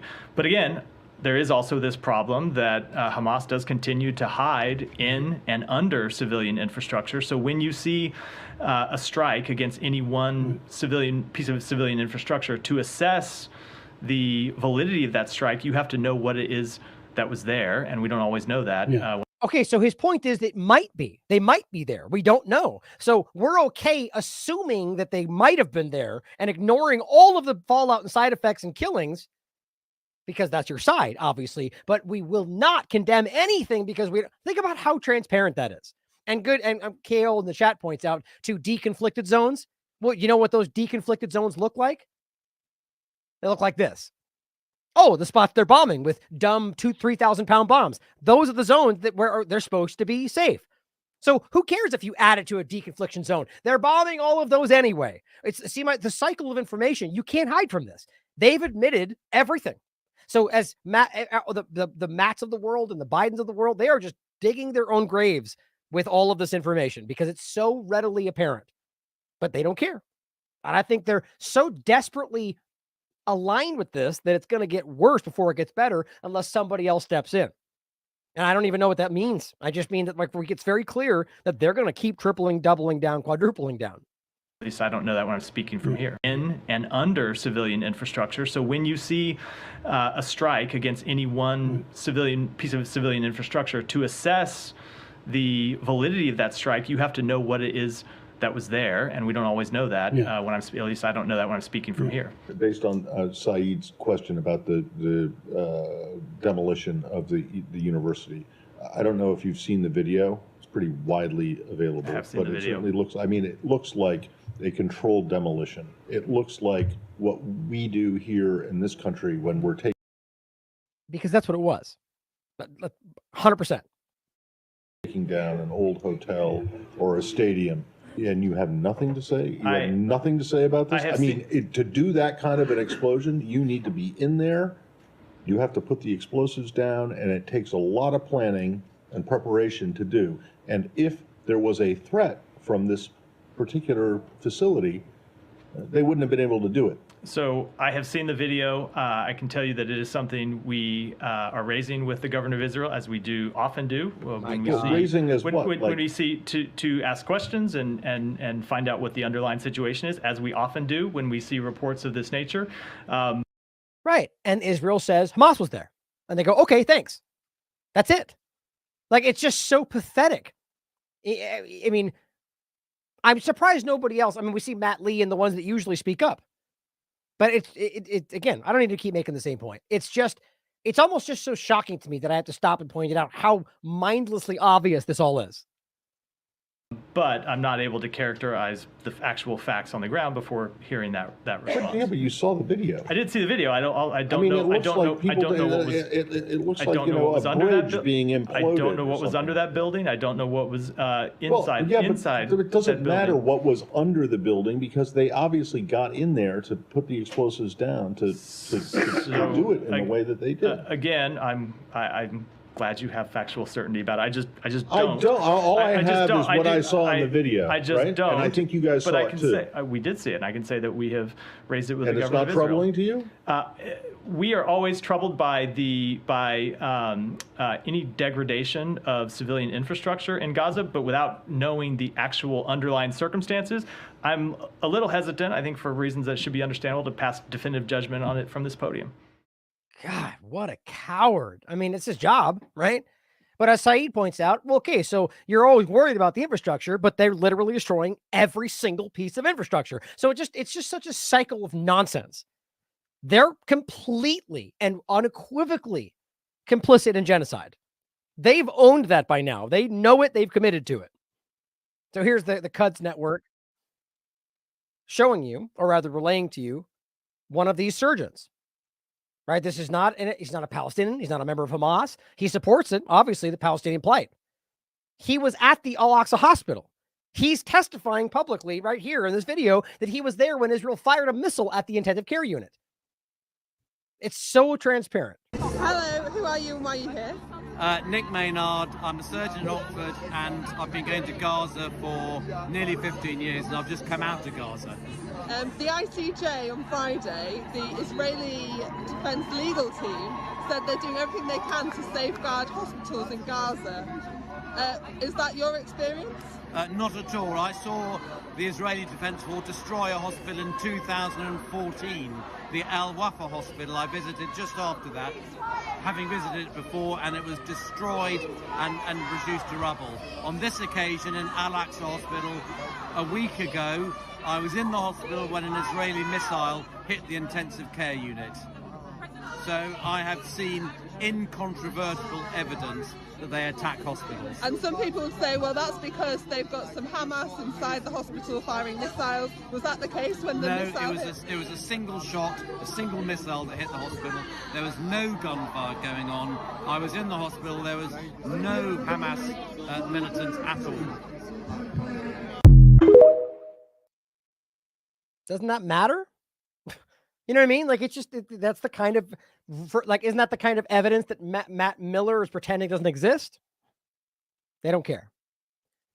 Well, just to show you, I mean, you've seen many of these. It's just any one of these videos will never truly encapsulate how much destruction you've seen. But my God, I mean, look at the video. That level of destruction of infrastructure is unparalleled. I've never seen, like, even in like places like Raqqa, but it was horrible. This is just, clearly it's what they are telling you, which we'll get to next, that they want to resettle the area. But thank God there are people pushing back. Sarah Abdallah points out that South Africa's lawyers are claiming at the very least that they will bring the US and the UK before the International Court of Justice for their complicity in Israel's genocide in Gaza. I'm willing to bet you they don't even show up. They will exist, and that's because they know how obvious this is. This is what they said. We intend to bring legal proceedings against the U.S. government based on overwhelming evidence that the U.S. government has and is aiding, abetting, and supporting, encouraging, or providing material assistance. We've proven all of those just in this show, by the way, and means to Israel and the Israeli Defense Forces. This conduct by the U.S. government has enabled and continues to enable Israel to engage in international crimes against Palestinian people. I mean, it's very, very on the surface. The point is that they're going to bring both of these countries, the governments, in front of the International Court of Justice. Again, I argue they won't care.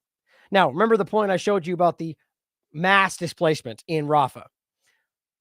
Starting on that point and showing you what they're doing, driving everybody that way, just like the leaked plan showed you, to push them into the Sinai Desert, was one of the clear planned options. Whether it happens, we don't know.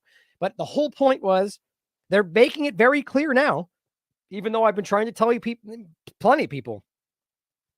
My point is, plenty of us have been trying to tell anybody that would listen that they have never, ever wanted a Palestinian state. We made that point about the tweet in there somewhere about Haaretz. His whole point was the only way we can stop the state like that is to fund Hamas. That's while they're publicly pretending they want that. So to be clear, they funded the group that they're calling terrorists in order to stop the legal action they pretend they're fighting for, blaming on Hamas and the Palestinians. That's a self-fulfilling prophecy right there. The point is, Kuznets News Network, this is Israel's culture and sports minister, part of the government. Quote, "We will never allow the establishment of a Palestinian state." Now, of course, today they make it only about October 7th, but they've been saying this. If you listen to them speak to Israeli media and their own people, as far back as you want to look, they do not ever want this.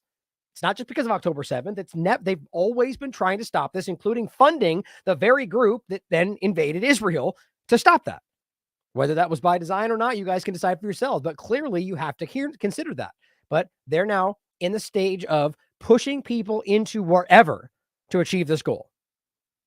T-Center's News points out, Netanyahu says he has told U.S. that he opposes Palestinian state in any post-war scenario. So again, not even about October, even far forward as you want to look. It's done. But the point again is it was never there. They will never, ever going to allow it. They're just now utilizing this to pretend that now we won't, now forever we won't. It's their fault. No, you never have. Dave DeCamp puts this out saying the same thing, said he told the U.S. that they will never, ever be a Palestinian state. Now, here he is stating this. You can listen for yourself. Hamas responded to this. The war criminal Netanyahu's statement that the Zionist entity will tighten its grip on the entire region. Oh, to make it more clear, he says here, and you can listen to it for yourself. And this, I think, is hilariously important, as Elon Musk himself was censoring people for saying this in regard to Palestine. And I told you, I showed you on the Likud party's own statement, charter statement. Here he is now publicly stating it. And what do you know? Not being censored on Twitter. He says in the future, the state of Israel has to control the entire area from the river to the sea. Well, is that not an accurate? What are you going to do with Palestine? Well, it has to be disappeared. So there you go. That is their. If the same argument applies, that by Palestinians saying from the river to the sea means whatever the way Israel can't exist. Well, it's the same point in reverse, isn't it? Not when it's a double standard and a one-sided concept. But he's publicly telling you this. There's not a question right now, but you'll talk about it in certain Twitter circles and they'll call you a conspiracy theorist. Here is, I forgot it. Let me get his exact. Minister of National Security, chairman of the Otzma, I don't know that. I forget what that is. The point is, this is Ben-Gvir, one of the most extremist entities of the religious Zionism party. This guy's a maniac. Here's what he stated today. I do deny a Palestinian state. Always. Thank you for making my point. They just don't care. Now, another example of that shows you not only that they're doing this in every possible way, but that they're doing so in a very terroristic type way. The exact way that they've utilized the ISIS entities, the way they've armed the Azov movement, the way that they've created the very thing, or even bombing Jews in Iraq to drive them to create the state of Israel. The reality of Zionism. Deep Barat points out armed clashes between Egyptian and Israeli forces at the Israeli-Egypt border. This was on the 15th. Interesting. Now, they chalk this up to drug smuggling, but he says a group of 20 to 30 armed Egyptian men were able to cross the border and engage in crossfire with Israeli border guards. Seems very strange, doesn't it? It's funny how they seemingly can't do anything because Hamas stops everything, and then these people just waltz across and get in a firefight with Israeli soldiers. It says the fire did ultimately injure several Israeli soldiers. Very strange, isn't it? I don't buy any of this. Egypt so far has stayed neutral as an intermediary between the Palestinians and Israel. It says, however, the Israelis attempted to control, I think it's the Philadelphia corridor, and the Egyptians could change their stance. So here's where this gets really interesting. So this is just the story, right? Well, before this, this was the story about that. You can read more on. Basically, Israeli minister rules out a ceasefire, which of course, Gaza faces starvation, but clashes on the border. But before that, here's what was being stated. This is December 31st. Israel seeks full control of Gaza-Egypt border. Well, just understand what that means is about taking control of the Egypt side of the border. Why anybody would allow that, but all of this is about trying to push them into this area. If you control that side, well, you can drive them right into Egypt, couldn't you? Here's Times of Israel. Israel said to Egypt, to tell Egypt a plan to take control of the border. And this is the Philadelphia route. Now, just before that, there was all these weird assertions that there was going to be like a false flag or an attack. Something was going to happen in the Philadelphia route. And then what do you know? Something happens. I can't prove that this is anything other than it looks like. But my gut tells me, just because people were telling you this is about to happen, that this is some kind of an orchestrated event in order to justify them needing security control over the area because of this lack of control. Is that really what happened? I don't know.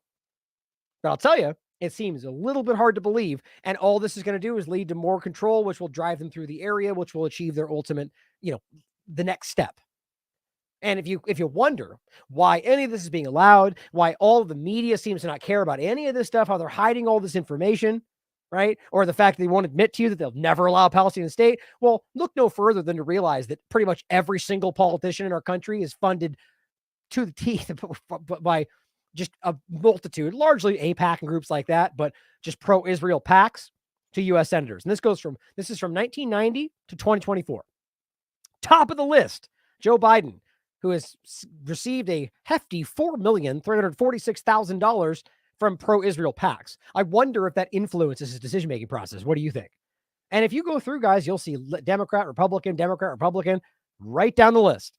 2 million, 2 million, 2 million, almost 2 million, almost 2 million, 1.7 million. And it goes down in incremental. But the point is, there's 12 pages. I mean, it's pretty much every single person in our government. That should terrify you. because obviously we're watching how this plays out. Now, let's finish with some important clips. I want you guys to see how even the corporate media, which you could decide why that might be happening, and you should question whether there's a reason they want you to ask this, right? You really should be wondering if this is designed this way, but something tells me it's not. I think that this is the corporate media just being the shameless corporate media that it is, realizing that they are losing control, that their interests are better served by at the very least getting your trust back so they can keep lying to you down the line. But they are going after these guys. Well, I shouldn't even say it like that. This is milquetoast compared to what I would do if I was in the room with this man. But listen, even the corporate media, they're not buying it anymore. And it's so hilarious to me how frustrated he gets. Tragic and appalling that South Africa has decided to play advocate for the devil and serve as the legal arm of Hamas. I'm going to pause you. Sorry, I just have to say this right out of the gate. The idea that he's saying that they're playing the legal advocate for the devil. They're not doing anything pro-Hamas. They're simply highlighting what Israel's doing under, whether you believe it or not, their claim to be fighting Hamas. The idea that by pointing out their crimes is somehow supporting Hamas is the same analogy they use everywhere, right? You can't point out that what Russia's saying is true about our elections because that would be pro-Russia sentiment. Well, it's still effing true, isn't it? Or all these different topics we've had like this over the years. The truth is still the truth, whether or not it's in the interest of a foreign country. But that's the point, right? The point is that now all of the ICJ and all of South Africa are all Hamas, like the UN or anybody else who even blinks in the wrong direction. There, if I may, Mr. Levy, because advocate for the devil and serve as the legal arm of Hamas. I'm going to pause you there, if I may, Mr. Levy, because almost every point I put to you or every question I ask you, you respond with an answer that is not relevant to the question. Well, don't you love that? You're not answering the question. You're going, Hamas, human shields. That's not the point. We're asking you a pointed question that whether or not everything you've said about Hamas is true, the question is, does this, X, Y, and Z? But they go, Hamas. That's all they got. Let me answer directly then. The Please. lawyer there who is serving as the legal representative of Hamas, accusing Israel of genocide, is presenting a topsy-turvy reality in which Hamas does not exist, it hasn't taken hostages. So he answers in the exact same way. Let me do it another way. Same thing. Israel decided one bright morning to start bombing Gaza. On October 7th, we suffered an act of genocide. We suffered an act of genocide when Hamas invaded our country and burned, beheaded, tortured, mutilated, raped, and... All the lies. Just the lie, the lie, the lie, the lie. All the things that have, at the very least, not been backed up by provable evidence. Beheaded, the rapings, all of it. The burnings, except the burnings are true. They just were people were burned by their tank bombings and their Hellfire missiles, which you can clearly prove, seeing as how Hamas did not have the capability to do that. But they don't care. They're in desperate mode. It's only narrative because what else are you going to do at this point? Conducted as many of genocide. We suffered an act of genocide when Hamas invaded our country and burned, beheaded, tortured, mutilated, raped, and abducted as many people as it could, as brutally as it could. And in response, we have launched a defensive campaign with very clear objectives: to destroy the Hamas regime so that it cannot hurt our people again, and to bring back the hostages who are still trapped in the terror dungeons. Right. The one you just killed, by the way. But also on the top of that, you mean the Hamas group that you were funding in order to stop Palestinian state? You can't have those things exist. You can't pretend that your goal is to remove the group that you funded into power.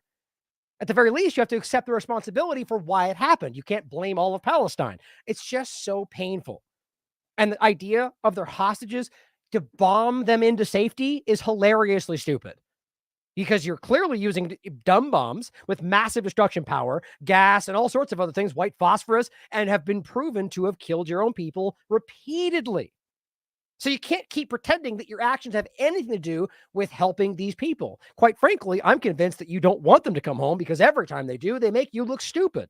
Those goals are very clear, and we have been pursuing them in full accordance with international law. Obviously. And that is disputed. I want to ask you about these comments made by Israeli politicians since October the 7th, and hopefully we can bring up the quotes. Here we are. This is your president. It's an entire... Oh, sorry, there's a great point that Sarah brings up in the chat. Right? So let's understand the word genocide, as much as it gets thrown around a lot today, and sometimes in good case, but like against Russia and so on, the point is that it is a legal definition.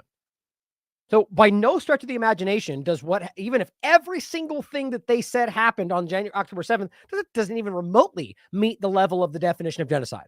You could call it a war crime, sure, if you believe everything they said happened, which most of it's been proven to be false. But that's a great point, right? So you just swing back around to call what they did genocide when you could prove that doesn't even if it's all true, meet that, while you're doing everything that absolutely repeatedly gets proven to be genocide. Desperation. Nation out there, 7th, and hopefully we can bring up the quotes. Here we are. This is your president. It's an entire nation out there that's responsible. He's referring to Gazans. Have a look at this. The next one. We are now actually rolling out the Gaza Nakba. Nakba, as people know, is a term for catastrophe after the 1948 war. No, more accurately, ethnic cleansing. War used by Palestinians about ethnic cleansing. And we all have one common goal, erasing the Gaza Strip from the face of the earth.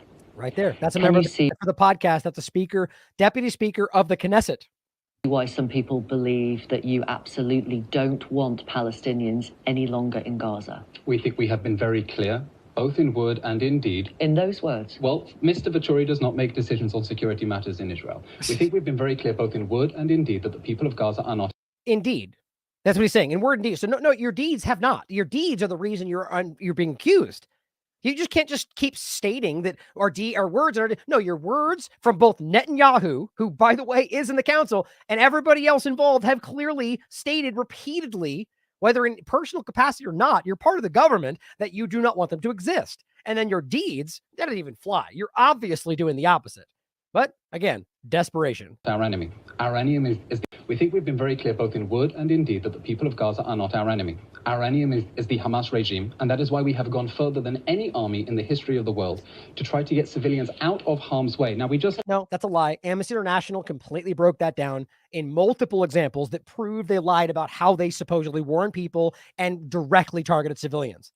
Over and over, they just get caught lying. I'm going to bring you back to the words of those politicians, if I may. We're now actually rolling out the Gaza Nakba. Nakba, the Palestinian term for ethnic cleansing.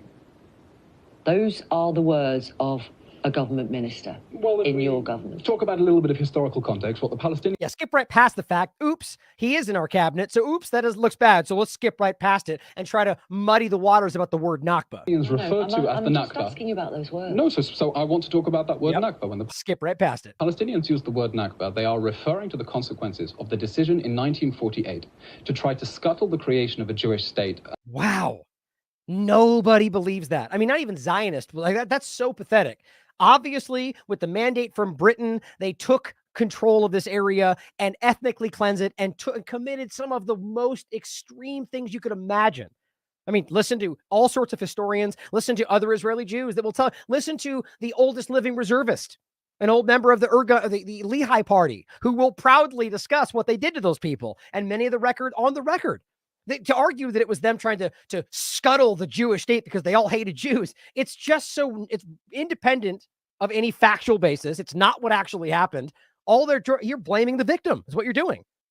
That's pathetic for somebody who uses victimhood to make yourself look like you're in control. Under the UN General Assembly resolution, they declared war in 1948. That war of annihilation did not go their way. You mean the illegal occupation that they fought against? Yeah, because you destroyed them. And you displaced them, and you've never let them come back to any semblance of self-determination. And there were consequences as a result. And how is that relevant to what your government minister has said now? Exactly. Right. So look, you can try to conflate the idea that what they claim. The point is, we all know what they mean when they say Nakba. Right. So when your person comes out and says all it means is the same thing that happened then. So whether you think it's their fault or not, he is still acknowledging we want to do that to them. It's just so simple. Because what he is saying is we want to get rid of these people. No, we do not want to get rid of these people. We have been very clear in word and in deed as a government, and as the Prime Minister and the Defense Minister have said. Nope, the Prime Minister very clearly comes out and said many things we point to. But we can talk about Naftali Bennett. We can talk about Netanyahu. Amalek, they've all made their statements. She's just denying it. That we urge civilians to get to safety in the safe zone. We've been the safe zone that they bomb with major bombs that don't have, they're dumb bombs that are, you can go round and round. Urging them to go to the safe zone. Zones, you know that. There is no, the Al-Mawasi zone has been rendered unsafe because Hamas has decided to. So see, he skipped. So she says there are no safe zones. And instead of going, yes, there are, because that you have to say that, right? but they're not. They bomb. He just goes, but this one was not a safe zone because of what they did. Well, are you now acknowledging there are no safe zones? And if that's the case, then you just got caught in a lie. But he'll deflect and deny. Shoot rockets out of it. Hamas decided to shoot rockets out of it, and the United... There's no evidence at all that Al-Mawasi is being used to shoot rockets at all. Quite frankly, I don't even think that's possible. But regardless, the bottom line, well, no, I think it would be, but the bottom line is they need, as Amnesty and multiple international groups said from the earliest point, you don't just get to say this. The impetus is on you to prove that's the case before you act. And they repeatedly don't do that. Nations has said absolutely nothing about rockets being fired people near the Rafah crossing. Yep. And it is absolutely tragic that Hamas continues to double down on its human shield strategy. See, that's it. That's all you got. So you killed people that were waiting to cross right in the beginning when you told them to go there. Like it's just pathetic. Egypt's called them out over and over and over. I don't know whether people, your viewers, understand the extent to which in the last 16 years, Hamas redesigned Gaza's cityscape in order... Yeah, you funded that. You paid them to do, you gave them money. It's on the record. So if that happened, you did that. to hide its military assets underneath civilian areas. Which, by the way, the Al-Shifa hospital, we've already gone through this, probably like most of them have proven that that was built by Israel, probably utilized by Hamas, but not the allegation they tried to make about it when that was current today is not, it's provably false. They got caught in 14,000 lies about it. And the bottom line is it made no sense they would use it knowing that the world discusses that as their headquarters. It's plainly not the reality. They keep getting caught in doing this. And we have made extensive warnings for civilians to leave. We've placed 70,000 individual phone calls. Nope. Lie. Right? You can read this for yourself. I've shown you many times. This is Amnesty's report from October 20th, where they say that they've investigated all this. And to break it down in the quickest sense, they said that one case, they told a guy on the street and then bombed the building right afterward. That's it. Or as it says here, they intentionally carried out attacks that didn't take precautions to save people. They carried out attacks that were just they didn't care who it attacked or who it would hurt. And then they carried out attacks that would target civilians. All three of those happened. They proved it in their own investigation. Dropped 7 million leaflets, 14 million phone calls, 14 million text messages. We have been going more than... Yeah, when there's no power. Any army in history, and I'm quite happy to be fact-checked, more warnings than all armies in the history of counterterrorism. It doesn't matter how many warnings you give when you then go on to murder civilians. Warfare put together to urge civilians to get out of harm's way. They are not our enemy. This is the Obama argument of just saying, well, they're there, so they're a target. That's not how that works. Our enemy is the rapist regime that perpetrated... There is no such thing out of harm's way. The rapist regime, right? They keep saying that. Right? And you have not provided evidence. There's not even a single person who has come forward who publicly stated that happened to them. In Gaza. I'm going to pause you there because we're out of time. We would like the creation of safe areas, and we would like the UN to cooperate with us instead of condemning Israel for designating safe zones. Wait a minute. Okay, so you'd like safe zones, but you essentially admitted that there are none. So how is the UN stopping that? The UN is the one that is, what he's trying to do right there is pretend that the safe zones the UN have allowed people to come to that they then bomb are because the UN is Hamas. So it's all their fault without any evidence, of course. What they have spuriously been doing. There's no such thing as a safe area in Gaza. We're going to leave it there. We hope there very much will be the day after Hamas. So you have to admit it, though. There aren't none. So you keep lying repeatedly and then eventually just go, well, there would be if they weren't there. Your own statements contradict what you said like 14 seconds ago. God, that must be embarrassing for him. Now here is the next one. Points that South Africa has raised in its prosecution. I mean, one of the key ones is the statements by Mr. Netanyahu and other ministers. One that became very prominent yesterday was the invocation of the biblical reference of Amalek and the sort of the massacre that followed. I mean, why did Mr. Netanyahu invoke such a violent biblical tale? Because if not to prompt a genocide? No, we are committed to destroying Hamas. We are committed to destroying the monsters who perpetrated the bloodiest massacre. So why talk about Amalek? Jews.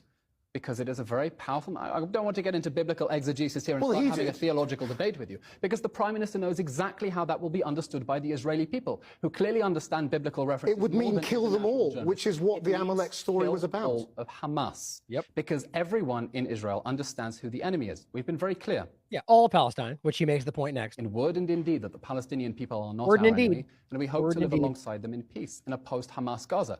But we are going to But what happened in the biblical reference? It wasn't a searching for Look, just in the interest of time, because I want to get this one in 3 hours. The point is that he goes on to show the video. I think he does. He references it at the very least, where the soldiers are dancing. Right, the soldiers jumping up and down, and they're saying, "We, Amalek," and basically make it saying that Palestine won't exist. Remember that video, right?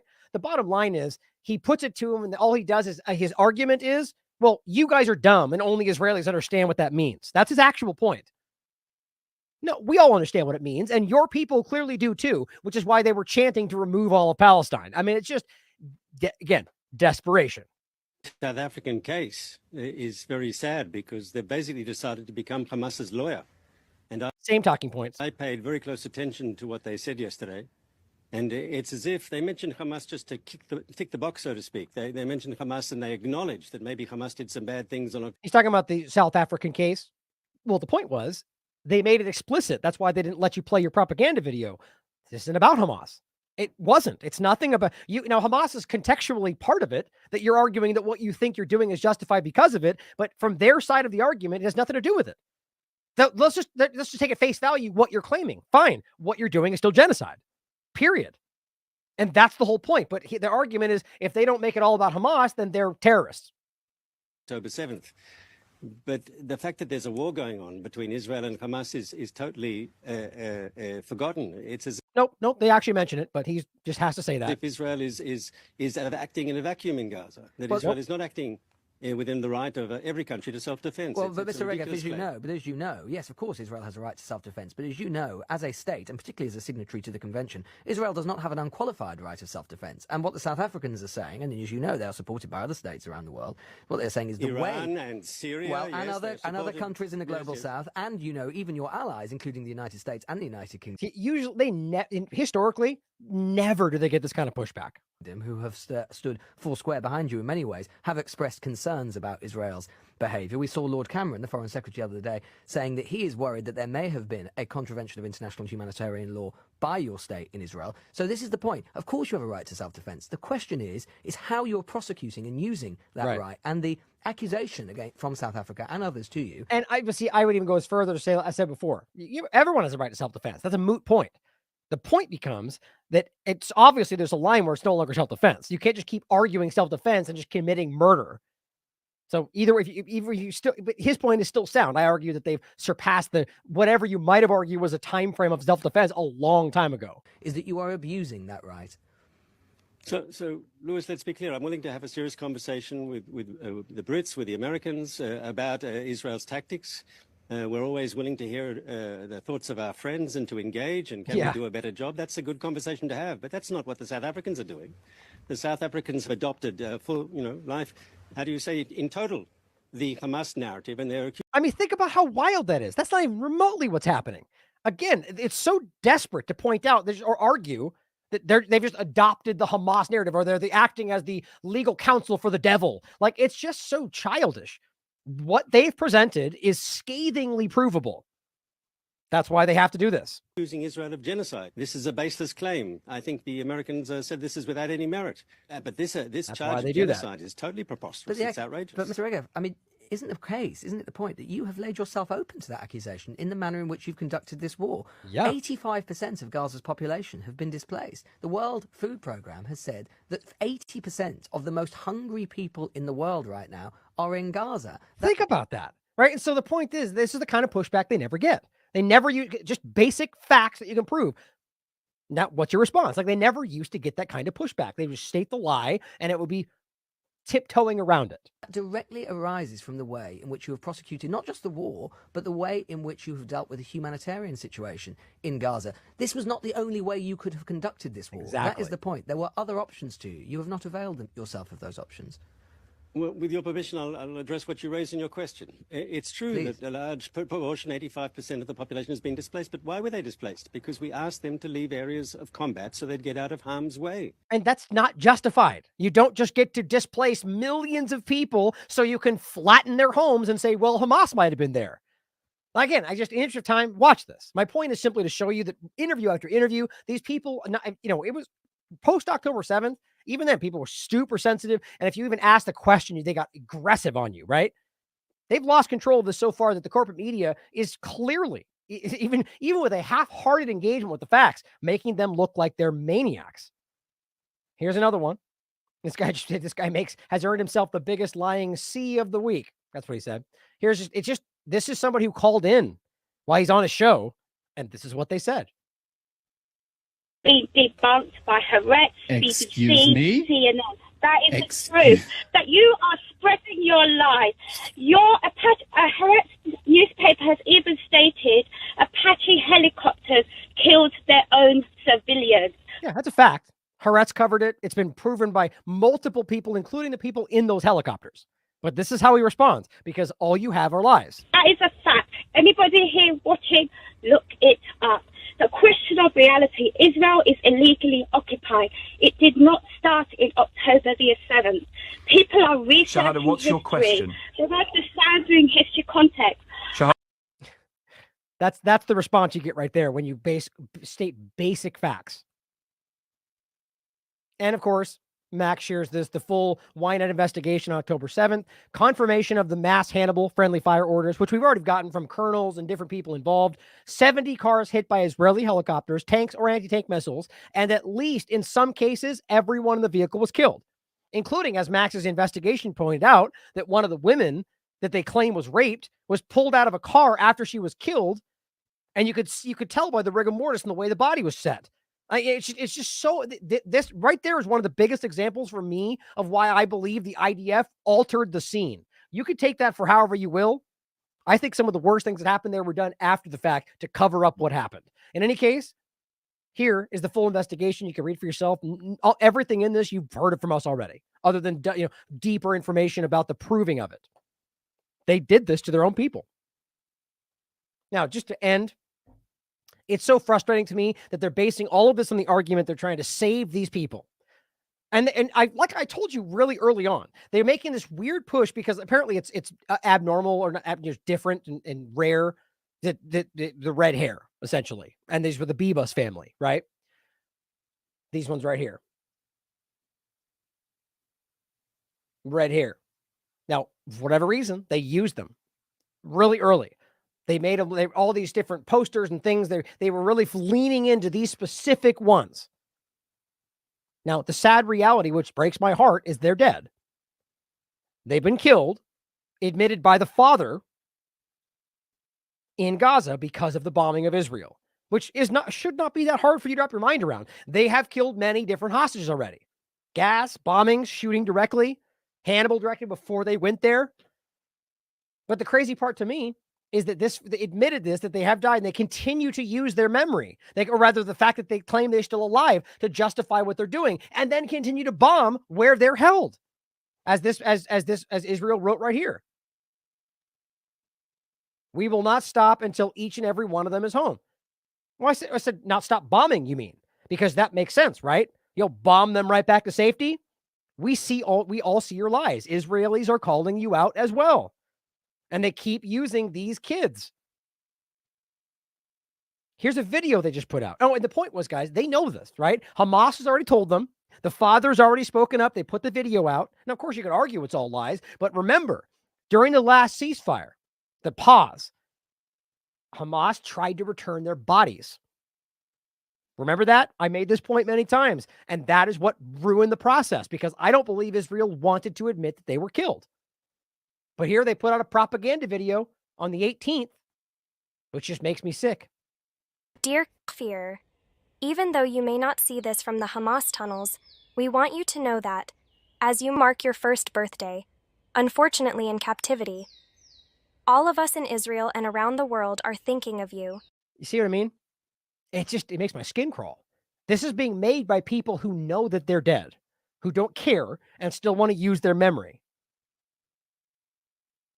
This Eli David on January, same thing. 1-year-old today. Well, I made the same point. Liar. Even as you know they've been killed by the IDF, you still carry on using them, you despicable human being. Makes me sad.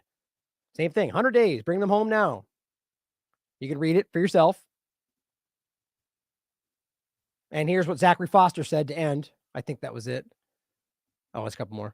He says, if you care about getting the hostages released alive, you should be adamantly opposed to this war, because the imperatives of continuing the war and the imperatives of getting the hostages out are in direct contradiction. You shouldn't need to explain that.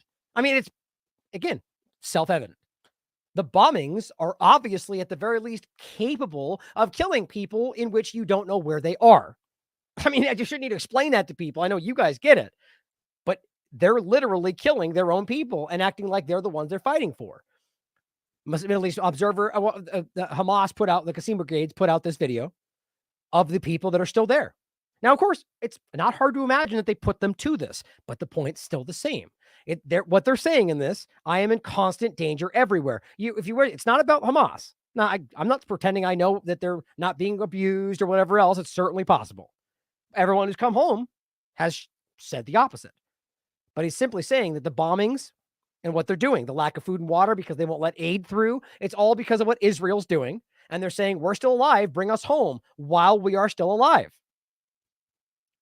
Israel's actions is guaranteeing they won't come home. And again, I think that's exactly by design. And as we covered on January 10th, Egypt, not Qatar, Egypt was trying to mediate a deal to actually end the whole thing, and they were close. And then Israel assassinated somebody in, I think this was in Lebanon. And that put a stop to it by design.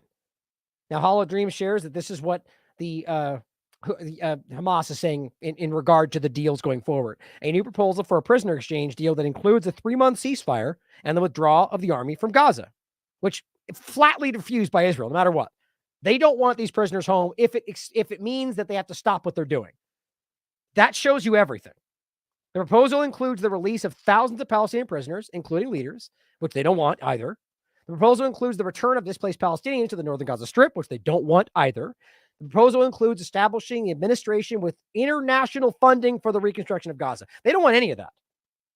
That's the point. I think they're doing this to call their bluff, to make it clear to the world that Israel doesn't want any of the thing. Basically, that they want their agenda at the expense of their own hostages, at the expense of the people of Palestine, at the expense of anybody who gets in the way. I think it's plainly obvious, like most of what we talked about today. So we will get into a hell of a lot more. I've probably about another 2 hours I could have done with more stuff to talk about. But I think this stuff is not just important. It doesn't even do it justice. The stuff we talked about in the beginning, I mean, my God, I really, if there's one thing that truly keeps me up, that makes me, like, the stuff that really worries me is that direction, as I've made clear many times. The foreign policy stuff, guys, I mean, this just needs to stop. That's why it's so important that we continue to call this out and take physical, real-world action. I don't mean violence, because both are important. People need to see what's really going on in hopes that we can maybe stop just one more person from being killed with poison gas or white phosphorus or whatever else is being used on the ground that we don't know about, let alone the kinetic bombs that are dumb bombs and 3,000 pounds and designed to kill as many people as possible. Speak up. Your voice matters. One person can make all the difference. Speak up, stand up, stay the course, fight for the people that need your support. Thank you for tuning in today, guys. I just really want to see this stop. I love you all. As always, question everything. Come to your own conclusions. Stay vigilant.